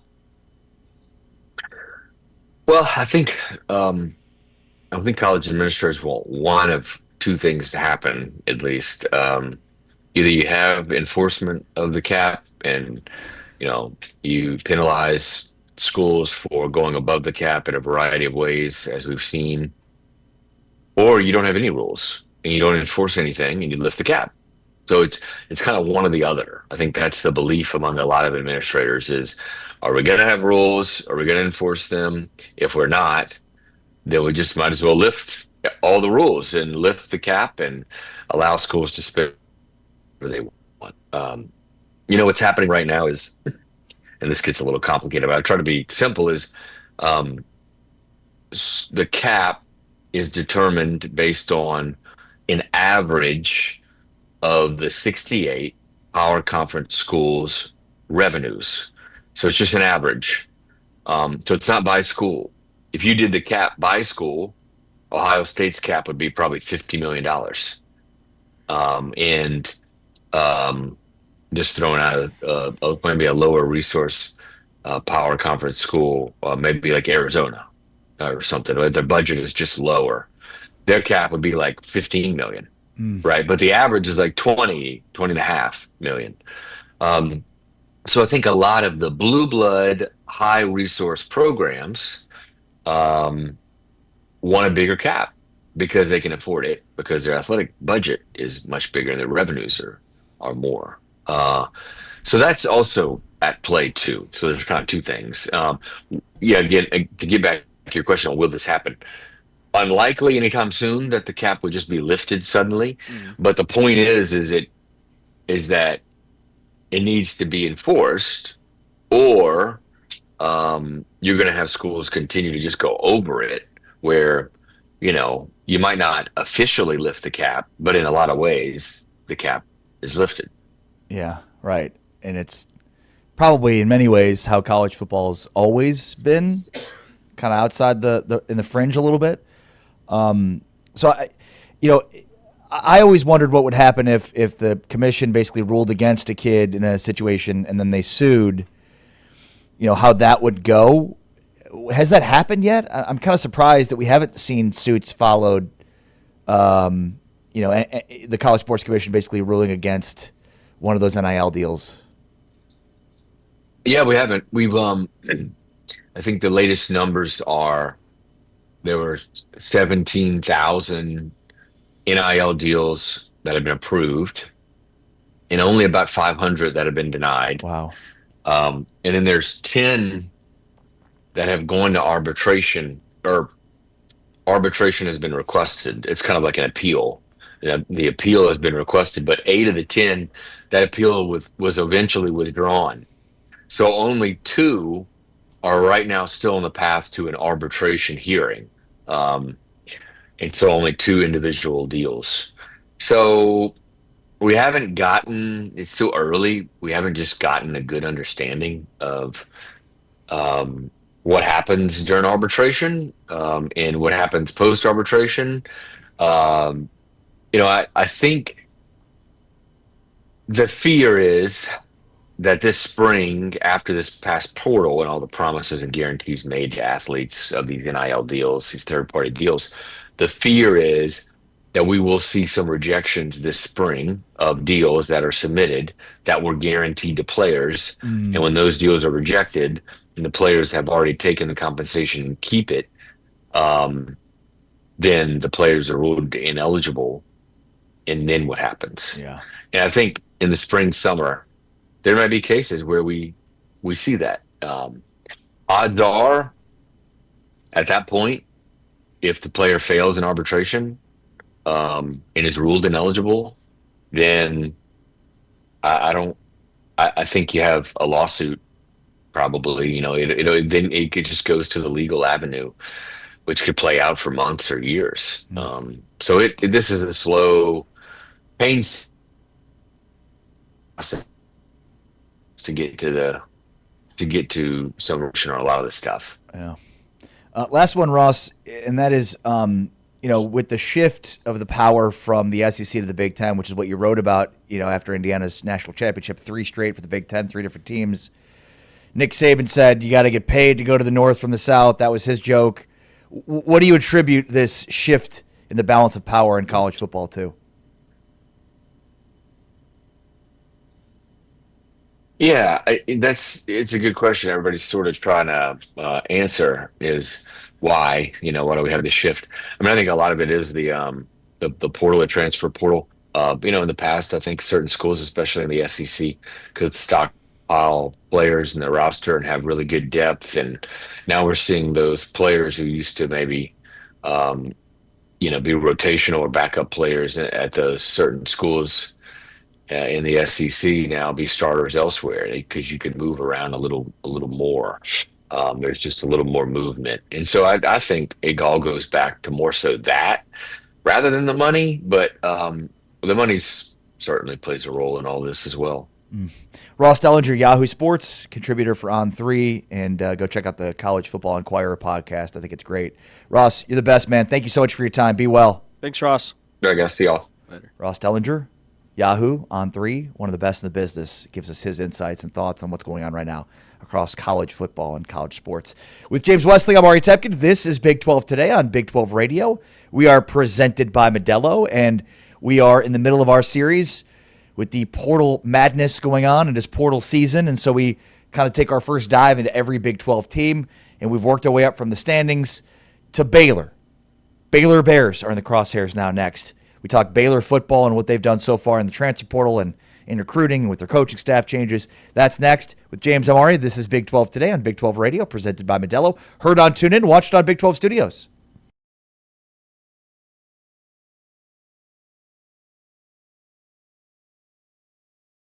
Christian Coleman took it strong to the rim. Here's Punch keeping it all the way to the glass, flips it up and scores.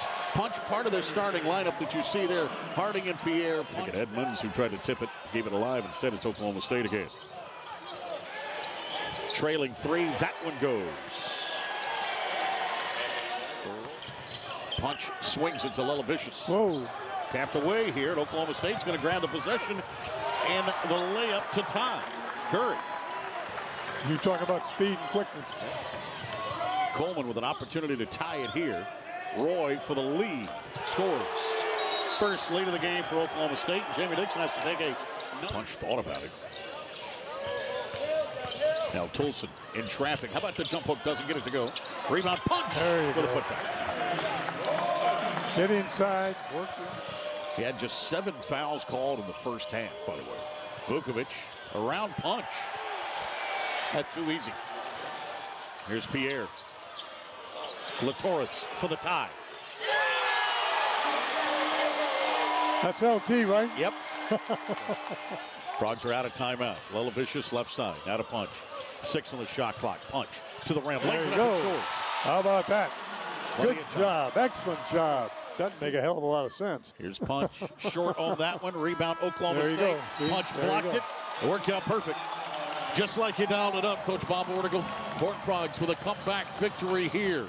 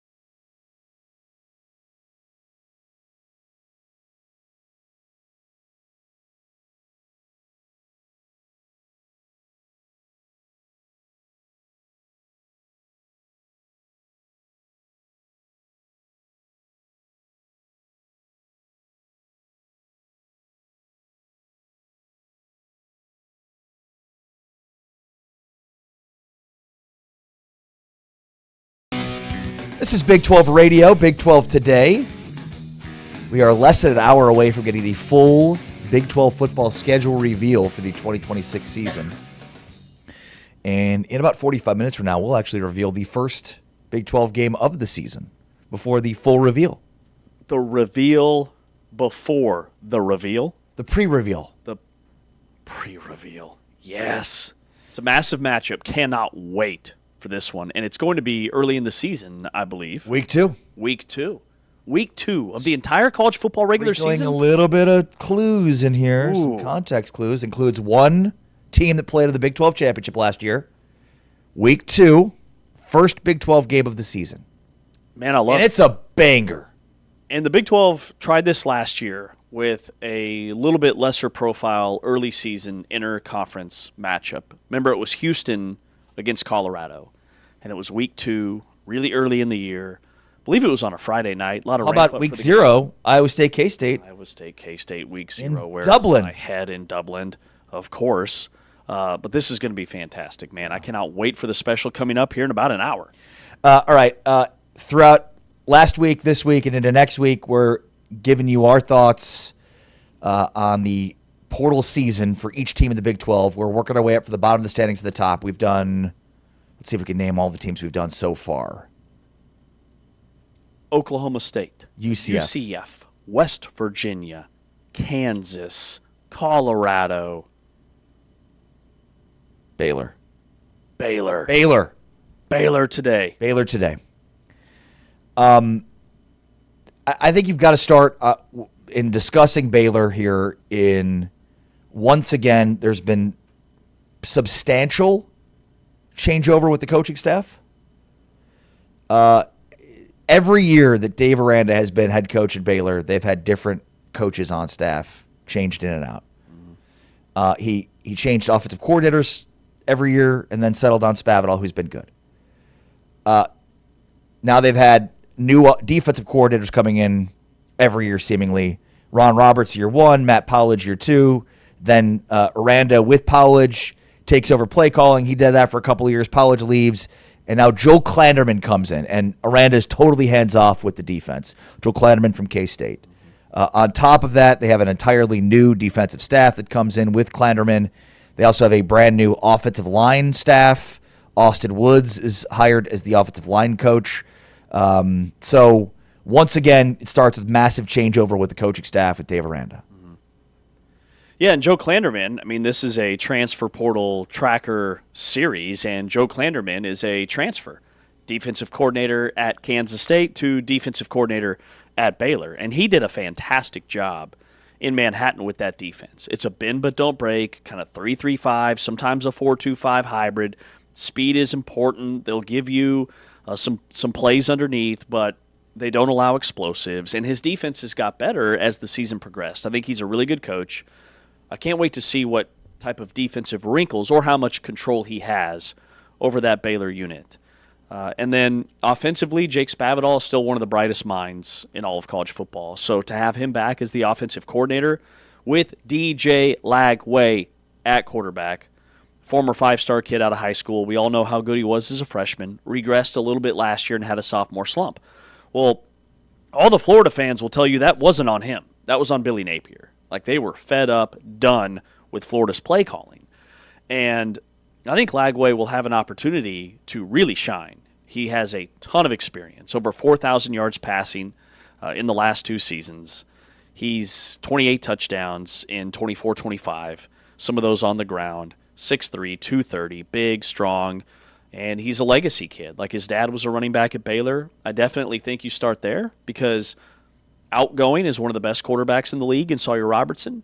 Incoming, that's a huge position of need for Baylor, and I don't think they could have done any better than landing DJ Lagway in the portal. Well, and this is, in many respects, Baylor football fans will be confused with and think this is Baylor basketball because it's going to be a total restart on both offense and defense. I mean, defensively, they needed a restart. Offensively, though, I mean, they're losing I think it's their top 5 pass catchers. Josh Cameron, Ashton Hawkins, Cole Wilson, Kobe Prentice are all gone. So it's a new quarterback. Bryson Washington's gone. He went to Auburn. Plus, all these receivers are gone. Tons of roster churn. Yeah. Now, the optimistic side of me says you've got DJ Lagway in a system that fits his skill set. Lagway regressed last year, certainly partially because of the coaching, but maybe he's a little bit on the heavier side too. Does he have to shed some pounds? He's very similar to the Sawyer Robertson, right? He's kind of a tank, can run, but will do most of his damage in throwing the football. The question is, who is he going to be throwing the ball to? Hardly Gilmore comes in from Kentucky. he is a big-time ad and makes a ton of sense. And then Draylon Miller is a guy that we knew at Colorado who transferred into Baylor as well at the wide receiver position. Yeah. I'm also very intrigued by running back. If you remember, Dawson Pendergrass was set to have a really good year this year. He's lost before the season starts, so he returns at running back. In addition to Dawson Pendergrass, they still have who was the freshman that emerged this year? Was it Caden Knighton? Caden Knighton, and then Michael Turner is another freshman they were really high on that carried the rock from time to time when Bryson Washington was banged up, and I thought looked really good. Offensively, they add 5 offensive linemen who were starters at their previous schools. So depth on the offensive line, if they can all click, shouldn't be a huge issue. And at receiver, Baylor always seems to have guys just waiting in the wings at receiver. And so I can't wait to see who those next guys are. But then you add Gilmore, who is Kentucky's one of their top pass catchers. Then you add Draylon Miller, who's a speedster at Colorado. I think that's a nice add. But maybe the cream of the crop is a guy they just added, like in the last 48 hours, Gavin Freeman, the wide receiver who was the top receiver at Oklahoma State last year, took a visit to Tennessee, actually committed to Tennessee, but didn't sign a contract, and he lands at Baylor. Baylor's able to woo him to Waco. He was at Oklahoma before Oklahoma State. He has like some insane high school viral, like TikToks that went viral because of his athletic ability. He's only 5'8", 185 pounds, but I can't remember what his nickname was in high school, but it was something centered around these videos. Like, he's a freak athlete. And you could see that at Oklahoma State. They just didn't have a quarterback that could get him the ball. When he had the ball in space, he was electrifying. So I think that's a really good move. And then defensively, a ton of guys coming with Joe Klanderman from Kansas State to Baylor, including almost their entire secondary. Jaden Rowe was the highest-rated recruit on K-State's roster outside of Avery Johnson, and he's departing for Baylor. He's going to be a plug-and-play corner right away for the Bears. And then Colby McAllister, the safety who was at Arizona, and then K-State, he's going with Joe Klanderman to Baylor. So I like what they've done. Like everybody, this time of year, off-season optimism is mandatory. It looks good on paper. Yeah, that is Modelo fan rule number 41. Off-season optimism is mandatory. They signed 4 stars. If you remember, they had a really good recruiting class. They ended up losing some of those guys, but they didn't lose all of them. London Smith is the guy that stands out. He's from Waco University High School in the Waco area, 4-star wide receiver, big-time track athlete, who's also a legacy kid. So Lagway could be throwing to Smith, whose dad, Rodney Smith, played safety at Baylor for 3-year starter. So Lagway could be throwing to Smith, and those are 2 legacy kids. They also had Rylan Morris, who is a wide receiver in high school, but is noted as a running back. He's another track star. So when you talk about Gavin Freeman and London Smith and Rylan Morris and in the battle and the kid from Kentucky, like, there's some big-time athletes for Jake Spavital to use. So I think there's reason for optimism here. It feels like the pieces fit a little bit better. And then, the big thing going into last year was, would their defense be fixed? And it was not. But I think Klanderman will bring some authority to that position that, maybe Aranda just didn't put enough time, effort, whatever it is, into. But Aranda's a defensive guy. That's how he got this job. So, you'd think he could lend some expertise to that side of the football, but it certainly has been something that's been difficult for him to kind of manage all of those pieces. Well, and they're going to miss Keaton Thomas. There's no doubt about that. He was an All-American linebacker, over 100 tackles back-to-back seasons. He was a machine. But if you remember, his kind of sidecar at the linebacker position last year was supposed to be Travion Barnes, who led the nation in tackles 2 years ago at Florida International, was one of the most sought-after defensive players in the portal. And Baylor got him last year, and he only played in 3 or 4 games before he had a season-ending injury. He's back. He gets that redshirt year. He's expected to be back at Baylor. So that's a major add that was already on the roster. And then Jacob Redding is back, the safety who really burst onto the scene, former walk-on, great kid, great story.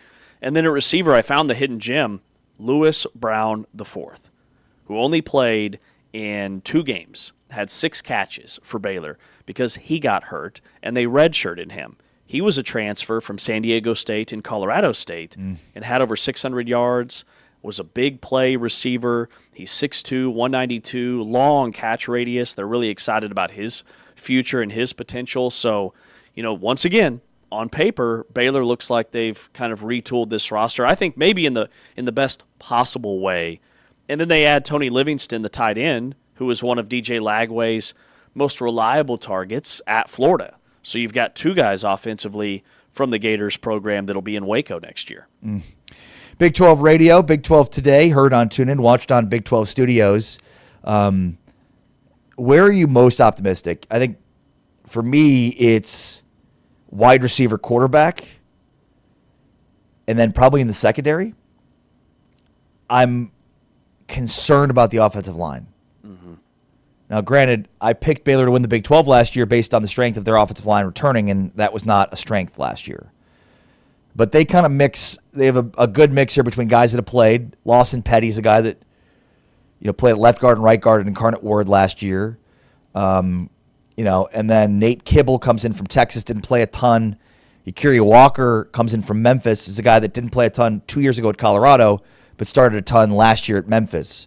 So they've added some guys that have played in the portal with a mix of guys that, are maybe from bigger schools that hadn't played as much. Yeah, I would say I'm most optimistic about the defense, and that's because of Joe Klanderman. I mean, that's it. That's the tweet. Like, Joe Klanderman has been a defensive mastermind everywhere he's been, and he's turned around a lot of defenses. And so there's no reason to believe he can't make this defense much better year one. So I have more questions with the offense because of all the skill position guys that are gone. And the offensive line, Bryson Washington was a beast the last 2 years. Sawyer Robertson's maybe one of the all-time leading passers, if not the all-time leading passer at Baylor. And then all those receivers paired with the offensive line that you bring up, I mean, it's going to be an entirely different offense. I mean, there's actually more returning production on Baylor's defense. So how does Lagway fit in, his dual threat capabilities?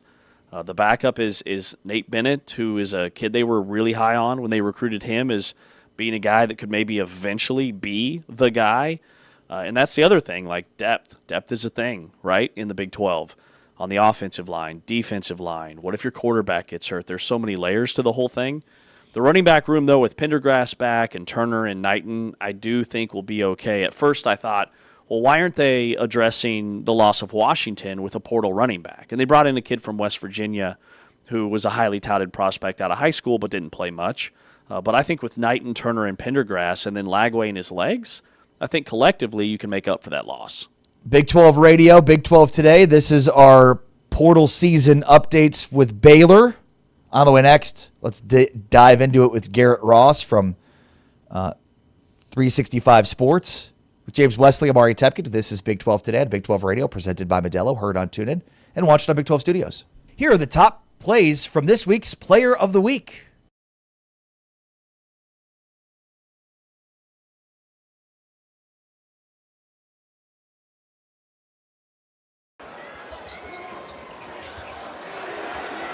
Petty, no.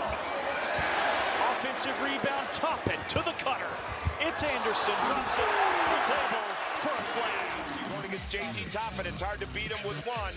All right, there's the pass. This is target practice for guys like Christian Anderson. His fourth three, a block by Toppin. Tech running and rolling. Watts on the finish. If they're not getting in the paint, they need a ball screen right now, but that is a heck of a block. Hayes. Underneath, Sanders, another block by Toppin. Anderson, 1-on-2, this one.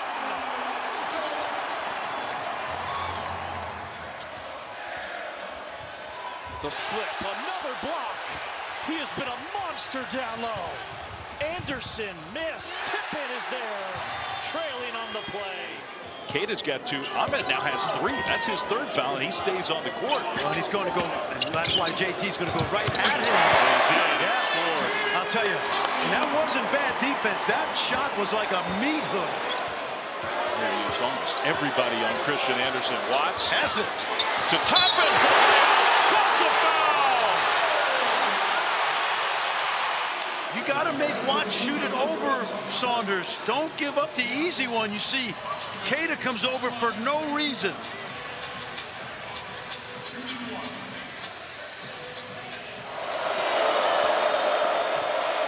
Bonso's going to cross over, get in the lane.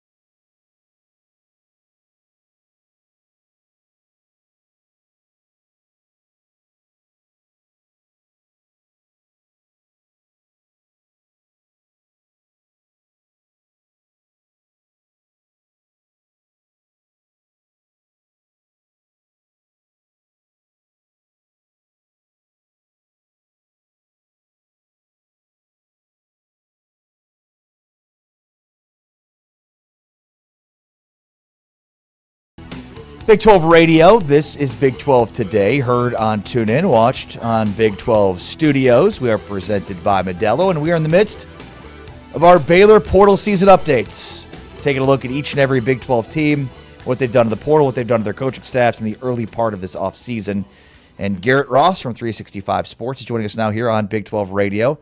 Garrett, how are you? I'm good, man. How about you? Doing very well, thank you. Appreciate your time. So a lot of movement. Let's start, though, with the coaching staff movement, Garrett, because every year and more changes to Baylor along their coaching staff. This time, defensive coordinator, probably a needed move with Joel Kleinerman coming in, and also changes at the offensive line coach. What are your thoughts kind of overall here and the fact that Aranda has changed coaches out every year? Yeah, that's kind of where I'm at. We're over half a decade into this, and this has kind of been the same song and dance that we've seen. I'm optimistic. I think that the defense honestly can't get any worse. But when you look at Joe Kleinerman, I mean, his career speaks for itself, whether it was coaching at FCS or what he was able to do at Kansas State. He's going to be able to get the most out of his guys. So I'm not really concerned there. I think if you're Baylor, though, you were hoping to get everybody from that Kansas State defense that you wanted to come over. Unfortunately, Austin Romaine goes to Texas Tech, but you were able to bring some guys there. So I think he's going to be fine. I'm interested to see his scheme and how that changes. But he's going to have some new tools to work with. And obviously he's going to have some key factors that he was hoping would be there that that are out the door now. As far as the offensive line goes, those two guys have worked that last year when Mason Miller was fired. So I don't think there's going to be any real significant differences in how they are approached there. Now, the massive thing is it's a whole new unit. So how does this staff relate to those guys? That's what I'm going to be interested to see. How about the skill positions offensively? I think adding Gavin Freeman is a major plus late in this cycle. And then we noted that, it looks like on paper it's going to be running back by committee because Baylor wasn't real active at that position in the portal, and they're trusting some of the freshmen like Knighton and Turner that got on the field last year. Yeah, that's one where I'm really kind of shocked that Baylor didn't attack the portal, because when you look at that running back room with Bryson Washington leaving there and going to Auburn, that's massive. And then you're relying on Dawson Pendergrass to come back and be your number one guy after missing last year with an injury. And then Caden Knighton suffers a knee injury in the last home game, so we don't know what he's really going to look like there as well.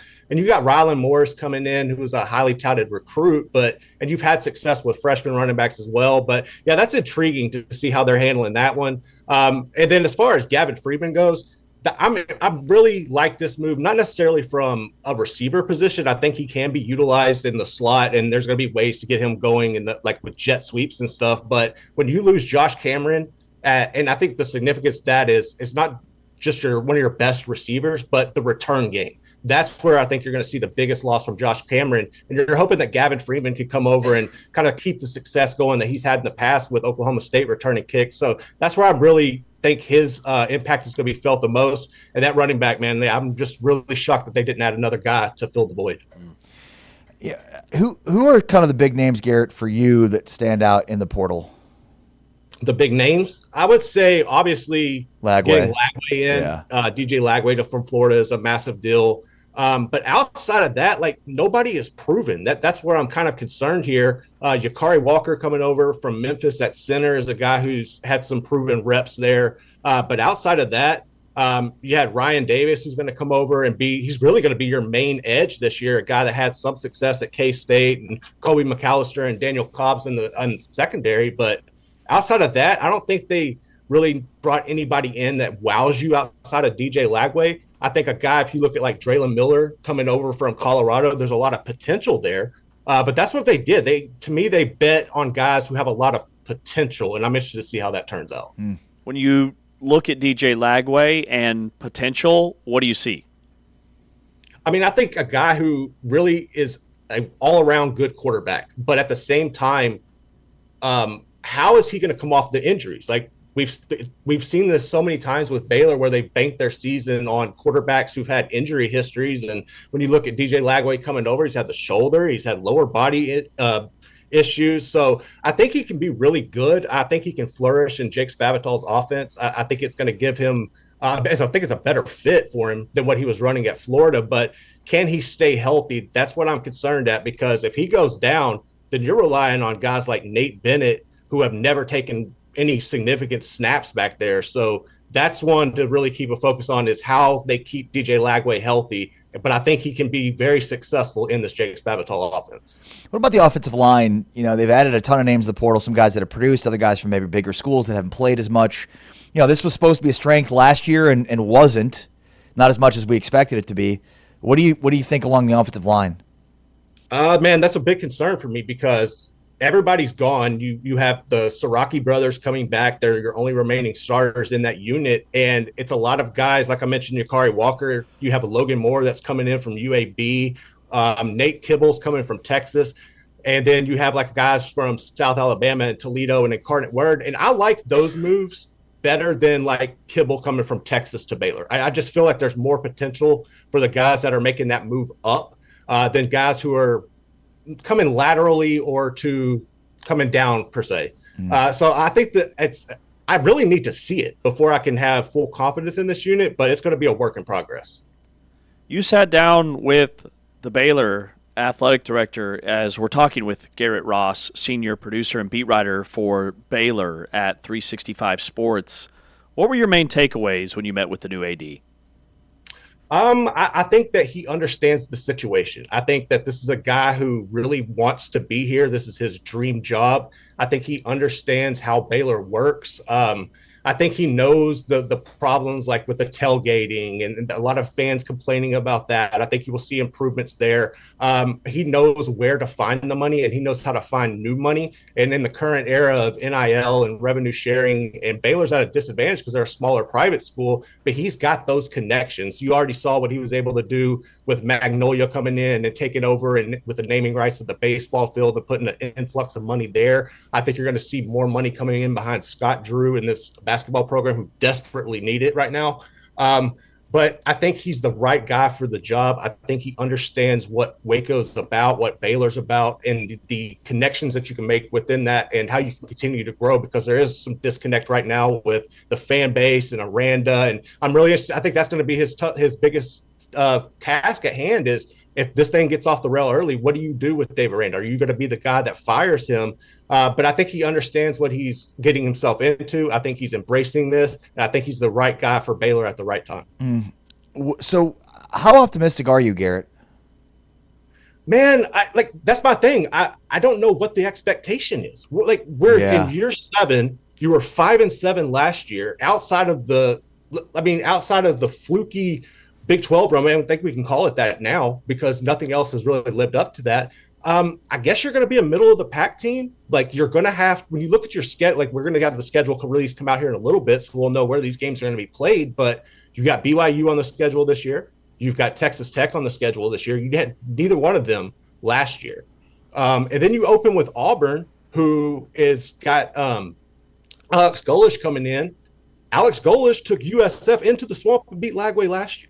But then you have the Bryson Washington factor, where he's going to be the running back for Auburn there. So I think this is one where you're maybe, in my opinion, I guess successful season would be Texas Bowl. That's about where I'm at right now with this team. All right, Garrett, if you were to power rank the offseason additions for Baylor after DJ Lagway, who would be your next two guys? Oh, that's a good one. I would say after Lagway, I would go with Traylon Miller, because I think there is a lot of upside there. I think we've seen flashes of him from what he can do at what he was doing at Colorado. He also has a great relationship with Lagway going back to high school. These kids kind of grew up together, with Traylon being from Silsbee. I think he's a good addition. And then I'm really interested to see Kendrick Walker coming in from Georgia State at linebacker. I think he's got a lot of potential there. He's got a lot of upside. He's got flash, and he's going to be a guy that they really need to rely on this year coming in. Those right now are probably the two outside of Lagway that I'm keeping my eye on. Do you think a year from now we're talking about a new coach for Baylor? I do, man. Like, I don't know. It's hard because, like, what's the market? Like, who? Right. I think we are, which I think at this point we should have already done. I love Dave Aranda. I think he's a great person. Like, dude, like, he's the great he is everything Baylor needs, except it doesn't translate to wins, which is unfortunate with where we're at right now. But we're also in a current landscape where it's a multi-billion-dollar entertainment industry. I do think we see a coaching change. I just don't think there's any way around it, honestly. You mentioned the market. Do you feel like the market is oversaturated with so many Group of Five coaches that are now at Power 5 schools, that all these teams made a bunch of moves this past off season? Like, are you saying that might water down the market for next year? No, what I'm saying is, like, I just don't know who's going to be available. Like where you're going, where Baylor sits on people's radar. Are you looking at guys who only want to coach in the SEC or only want to coach in the Big Ten? I think there's a perfect guy right down the road in San Antonio that they could go and hire. And you missed on having Eric Morris this past year. So if Oklahoma State goes off and has tremendous success, you're constantly going to be looking at that and wondering what if. I don't know realistically who their targets are. I don't know the type of person or coach that Doug McNamee is looking for. So with that being said, that's kind of where I'm at with how they would approach their coaching search if they were have to do one. San Antonio, are you talking about Jeff Traylor? I am talking about Jeff Traylor. I think Jeff Traylor would be a tremendous coach at Baylor. It's I don't know how it hasn't happened by now. That would be one of my first calls if things went south, because his development of players and the lack of funds he has down there and the success and just his track record going back to Gilmer in high school is ridiculous. He knows everybody. That's the one that would be my top target personally. Yeah, I'm with you. Garrett Ross, 365 Sports. Thanks for your time, buddy. Appreciate it very much. Absolutely. Thanks for having me on. Garrett Ross giving us his insights into the offseason moves so far made by the Baylor Bears. A ton that's new, including coaching staff on defense, offensive line coach. A ton that's new from personnel standpoint, with Sawyer Robertson, the receivers being gone, running back being gone. I'm not sure how optimistic you should be for Baylor this year. But certainly there's enough talent there, you'd think, that they could have a massive turnaround. They just need a lot of things to go their way. I think, like, we kind of waited for this defense to improve under Aranda. It has not. The defense this year is worse than last year, which was bad. And I think, you've been talking about it throughout. Like, hiring Joel Klanderman should bring some semblance of sanity to that defense that has not really been there. It's been elusive the last couple of years. And the only thing, talking about what next season looks like, next off season for Baylor, I will say Dave Aranda has kind of had a Mike Gundy-like track record in that when Baylor has really low preseason expectations, he exceeds them. They went 2-7. Nobody thought they'd be any good the next year. They go 12-2 and win the Sugar Bowl. Then he goes 6-7 and 3-9, and they're pretty much done. And then he wins 8 games in the regular season, goes 8-4, including 6 in a row. And then the downtick last year at 5-7. There is potential here for this team to make a big leap, and maybe Dave Aranda is back in 2028 or 2027, I should say. But I think that, you have to get to a bowl, and maybe even a high-level bowl, for that to be a realistic possibility. So we know it's there. Like, it's pretty cut and dry in terms of what has to be done for this upcoming season. With James Wesley, I am Ari Tepkin. This is Big 12 Today, presented by Modelo. On the way next, the final whistle is a legendary Big 12 coach back in coaching, and one college basketball coach talking out of both sides of his mouth. That's next. This is Big 12 Today on Big 12 Radio, presented by Modelo. Heard on TuneIn and watched on Big 12 Studios. Check out the top plays from Big 12 men's basketball starting 5.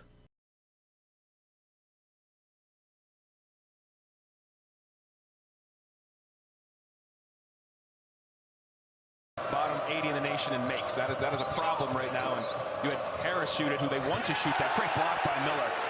But Miller can. He's just not been able to knock him down today. That's the first possession of the game. Turnovers. 15 points off turnovers for the Bears. One transfer of the team. He really gives them something. He's playing with that aggression right now. His teammates have to meet it. Bob Miller from the rafters. Bench, are you mentally locked into the game? Absolutely. Okay, you know what they're going to do against this pressure. Baba catches in the high post. I'm going to get in the short corner. You're going to dive that. Southpaw Johnson, an awkward-looking shot. A quick possession for Colorado, who hasn't scored in 2.5 minutes. The alley-oop to Miller. Thomas delivers the assist.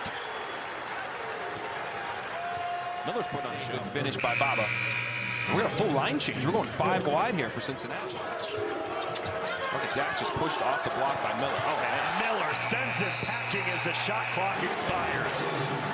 this is an interesting role reversal too, and offensively, when you of recent vintage, they've been very good moving the ball, player movement. Great block by Miller here.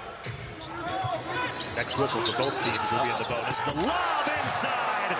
Jizzle James connects with Baba Miller. It's an illustration of a team. Simple ball screen up top, back. There's not even a screen. Jumps, scoring, rebounding, and then you lose him.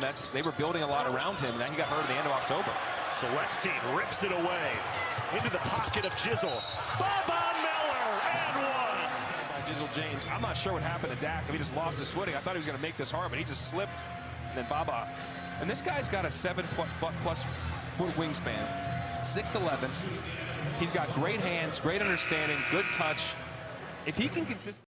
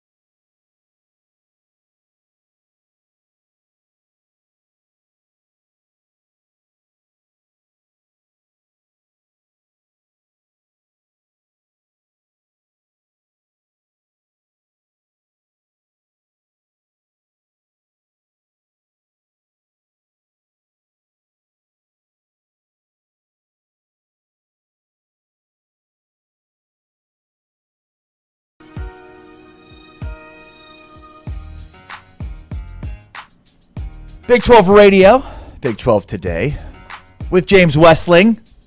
I'm Ari Temkin. What's up, James? Sir? It's almost scheduled time. It is almost scheduled It's almost time. scheduled time. And we promised it all show.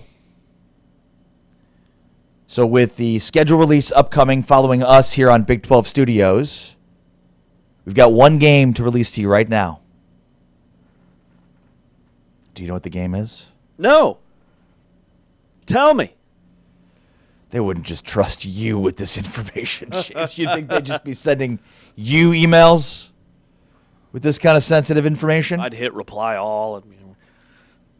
James just goes to Twitter. Breaking. First Big 12. Actually, I did that last year. First Big 12 football game will officially be. Do you want the honors here, James? No, I want you to do it. You've been teasing it all show. I'm ready for it. All right, let's not waste any more time. For the first Big 12 football game of the season, a game that will feature two Big 12 teams. One of them residing in the state of Arizona, the other one residing in the state of Utah. Does that narrow it down? Yes. Well, this game last year was a thriller, an overtime thriller in Tucson. In the return engagement, we get Arizona at BYU week 2. So talk about some early season fireworks. Two teams that have played a lot against each other as non-conference members now play against each other yearly as conference members. Arizona BYU will be week 2 of this upcoming college football season. Dude, I love it. Absolutely love it. Tremendous matchup. You get an Arizona team who might have the preseason player of the year in quarterback Noah Fafita, who was the excuse me. You all right? No. Get choked up talking about it. No, you know me, I get emotional. You've got Noah Fafita, who is the first team All Big 12 quarterback. Was he the Big 12 Offensive Player of the Year this year? He was the first team quarterback. I think he was the Offensive Player of the Year. Yeah, I think so. Which means he should be the preseason Offensive Player of the Year next year. And remember, when these teams met back in early October, we didn't know Arizona would end up being this good. So the fact that Arizona took BYU to the wire, it was a big deal. LJ Martin. Big 12. Who's also back. Who's also back, exactly. And then Bear Bachmeier. BYU is going to be preseason definitely in the top 15 next year, all the way to early top 25s, have them between like 11 and 15. And then Arizona's probably going to be a top 25 team preseason, I would think. Just about every way too early top 25 has them at 23 or 24. So you've got a top 25 matchup week 2, tremendous scheduling move. You had K-State and Iowa State, two like Big 8 staples to launch the Big 12 season this past year. Now we go out to the West Coast to give some love to Arizona and BYU. I'm here for it. Yeah, Arizona BYU officially week 2, which will be the week of Saturday, September 12th. An overtime thriller last year in Tucson. This game this year will be in Provo, and that is the first reveal of the forthcoming Big 12 schedule reveal, which is coming to you in about 14 minutes from now. You'll get the full schedule for all of these games. The offseason is here, but at least we've got some offseason news to cozy up next to. Call me Pete Thamel light. Okay. Because Pete Thamel's like one of the go-to guys for college football, right? One of them. Well, Pete Thamel says sources told ESPN that Texas Tech will not play both BYU and Utah. We told you that 2 hours ago. Because the Big 12 scheduling matrix is public information. You've just got to do a little bit of research. It came out in 2023. It's been done 2023 through 2027. We know who everybody's playing. We just don't know the dates and how it's going to all slide together, the puzzle pieces at work. I was going to say, did Thamel report anything else? He says, the Big 12 scheduling announcement kicks off at an hour on ESPN. Presumptive favorite, Texas Tech will play ASU to week 7. And sources told ESPN they will not play both BYU and Utah. The Big 12 works off a scheduling matrix that rotates opponents. Maybe we're his sources. Utah also misses Arizona State. Breaking news. You know, it's funny, James. Last year, it felt like there were a lot of game leaks. This year, not as many. Just throwing it out there. Just a little observation. Just an observation. Last year at this time, like we were given a game to report, it was already out there. It's like, oh, fun. We got a game that everybody knows about already, huh? How about that? This year, I mean, we're breaking some news here. Arizona BYU week 2. What is that, September 12th? Yep. It's going to be awesome. It's going to be awesome. Nationally televised.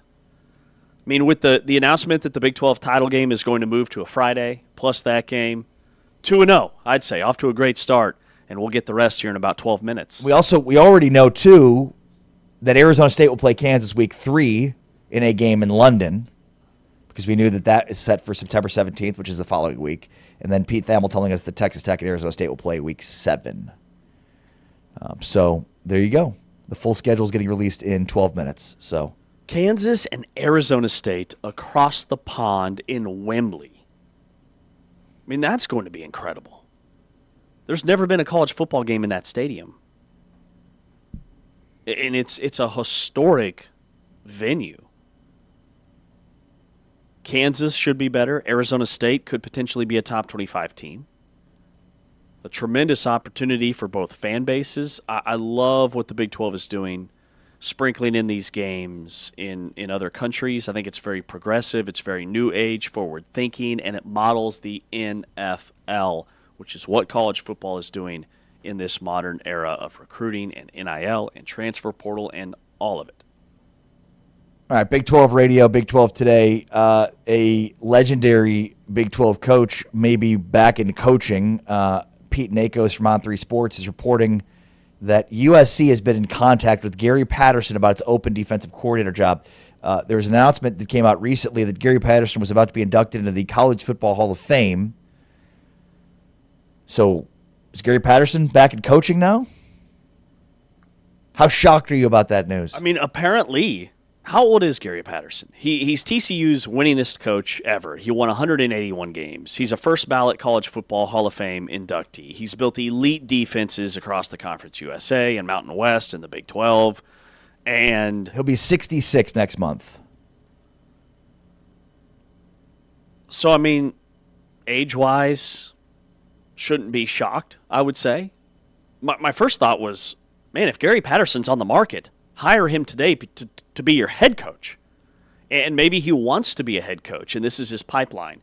He goes to USC. He overhauls the defense. They have tons of talent with 4- and 5-star guys. He reunites with Lincoln Riley. They go back years as Big 12 head coaches. They have a real relationship. There's trust there. It makes sense. It also makes sense for the future of Gary Patterson, who just watched Kyle Whittingham get the Michigan job.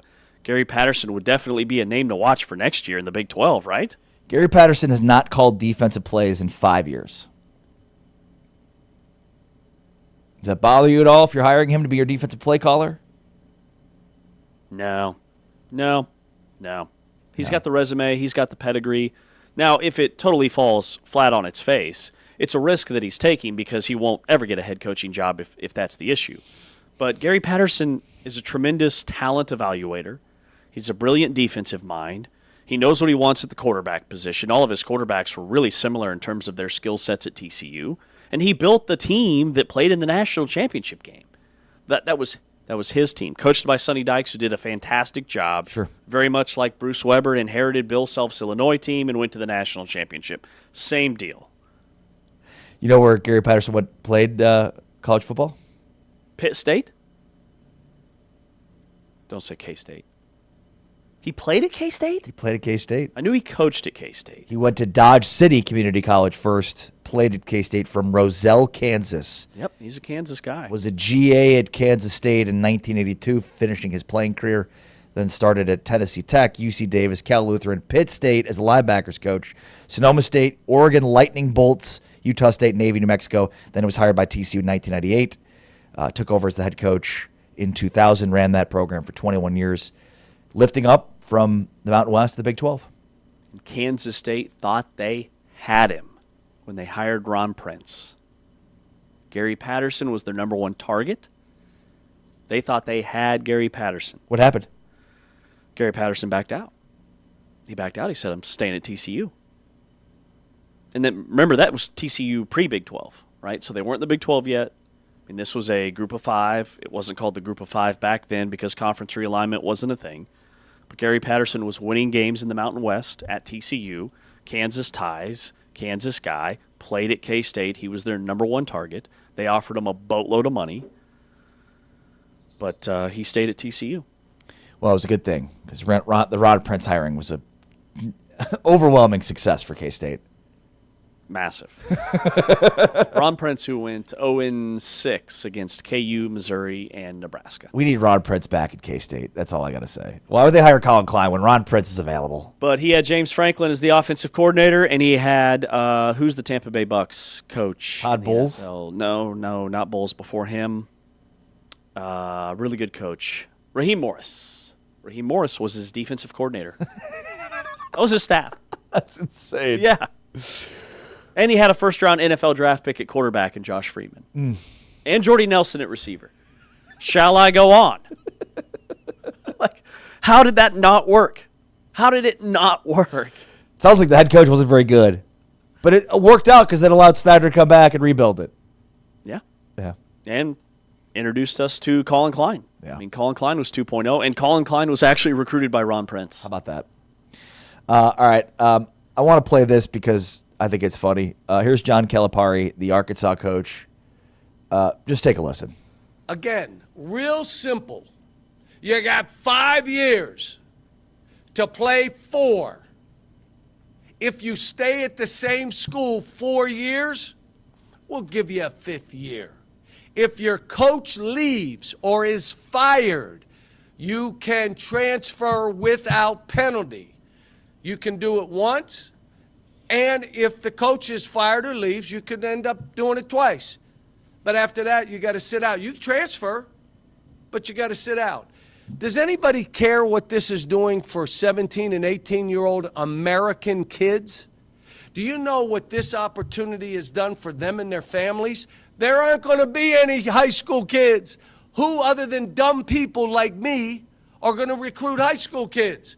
I get so much satisfaction out of coaching young kids and seeing them grow and make it and their family life changes that I'm going to keep doing it. But why would anybody else, if you can get NBA players, G League players, guys that are 28 years old, guys from Europe, do we really know their transcript? Do we have somebody over there? Do we really know their birth certificate? Or don't we? And then, there's no. Look, Tommy Izzo, Mark Few, there are a bunch of us that are just, we got no rules. Why did they let that kid play? Tell us all. Here's what the reason. Then we'll all go get pros. We'll go find them. Here's my second. So a couple of things about the Calipari rat. First of all, I love how he's like Grad Poobah. I'm doing this out of the greatness of my heart. I'm just all about these young kids, and I'm going to go recruit them, and I'm just great at it, and I'm going to keep doing it. Nobody else does, but I'm going to keep doing it, and I'm doing it because I'm doing it to help them lift up their own lives, and not at all for my own best self-interest. Right. Of course. I could guarantee you that John Calipari is upset that kids are making money now because he doesn't get to get paid off of the kids making money, which is how he's made a living for a long period of time. Mm-hmm. Yeah, it's a really good point. And I mean, he is a guy who produces a ton of NBA players, and that's his number one recruiting tool. You know, he goes into kids' homes and says, I can get you to the NBA. Oh. You can change your life. Oh, he no longer has that. And what about all the kids that don't play in the NBA? Percentages-wise, he has still coached a ton of student-athletes who did not play in the NBA. It levels the playing field. And I do think to a degree, and it's a big jump because it's just now kind of starting to develop, and I don't think it's going to be a thing where the G League guys or guys that are drafted on a regular basis are going to be able to come back and play in college. I think at some point it's going to come to a head for football and basketball, because if it doesn't, you're going to have guys in their early to mid-30s playing college sports. And I don't think anybody wants that. Coaches don't want it. Fans don't want it.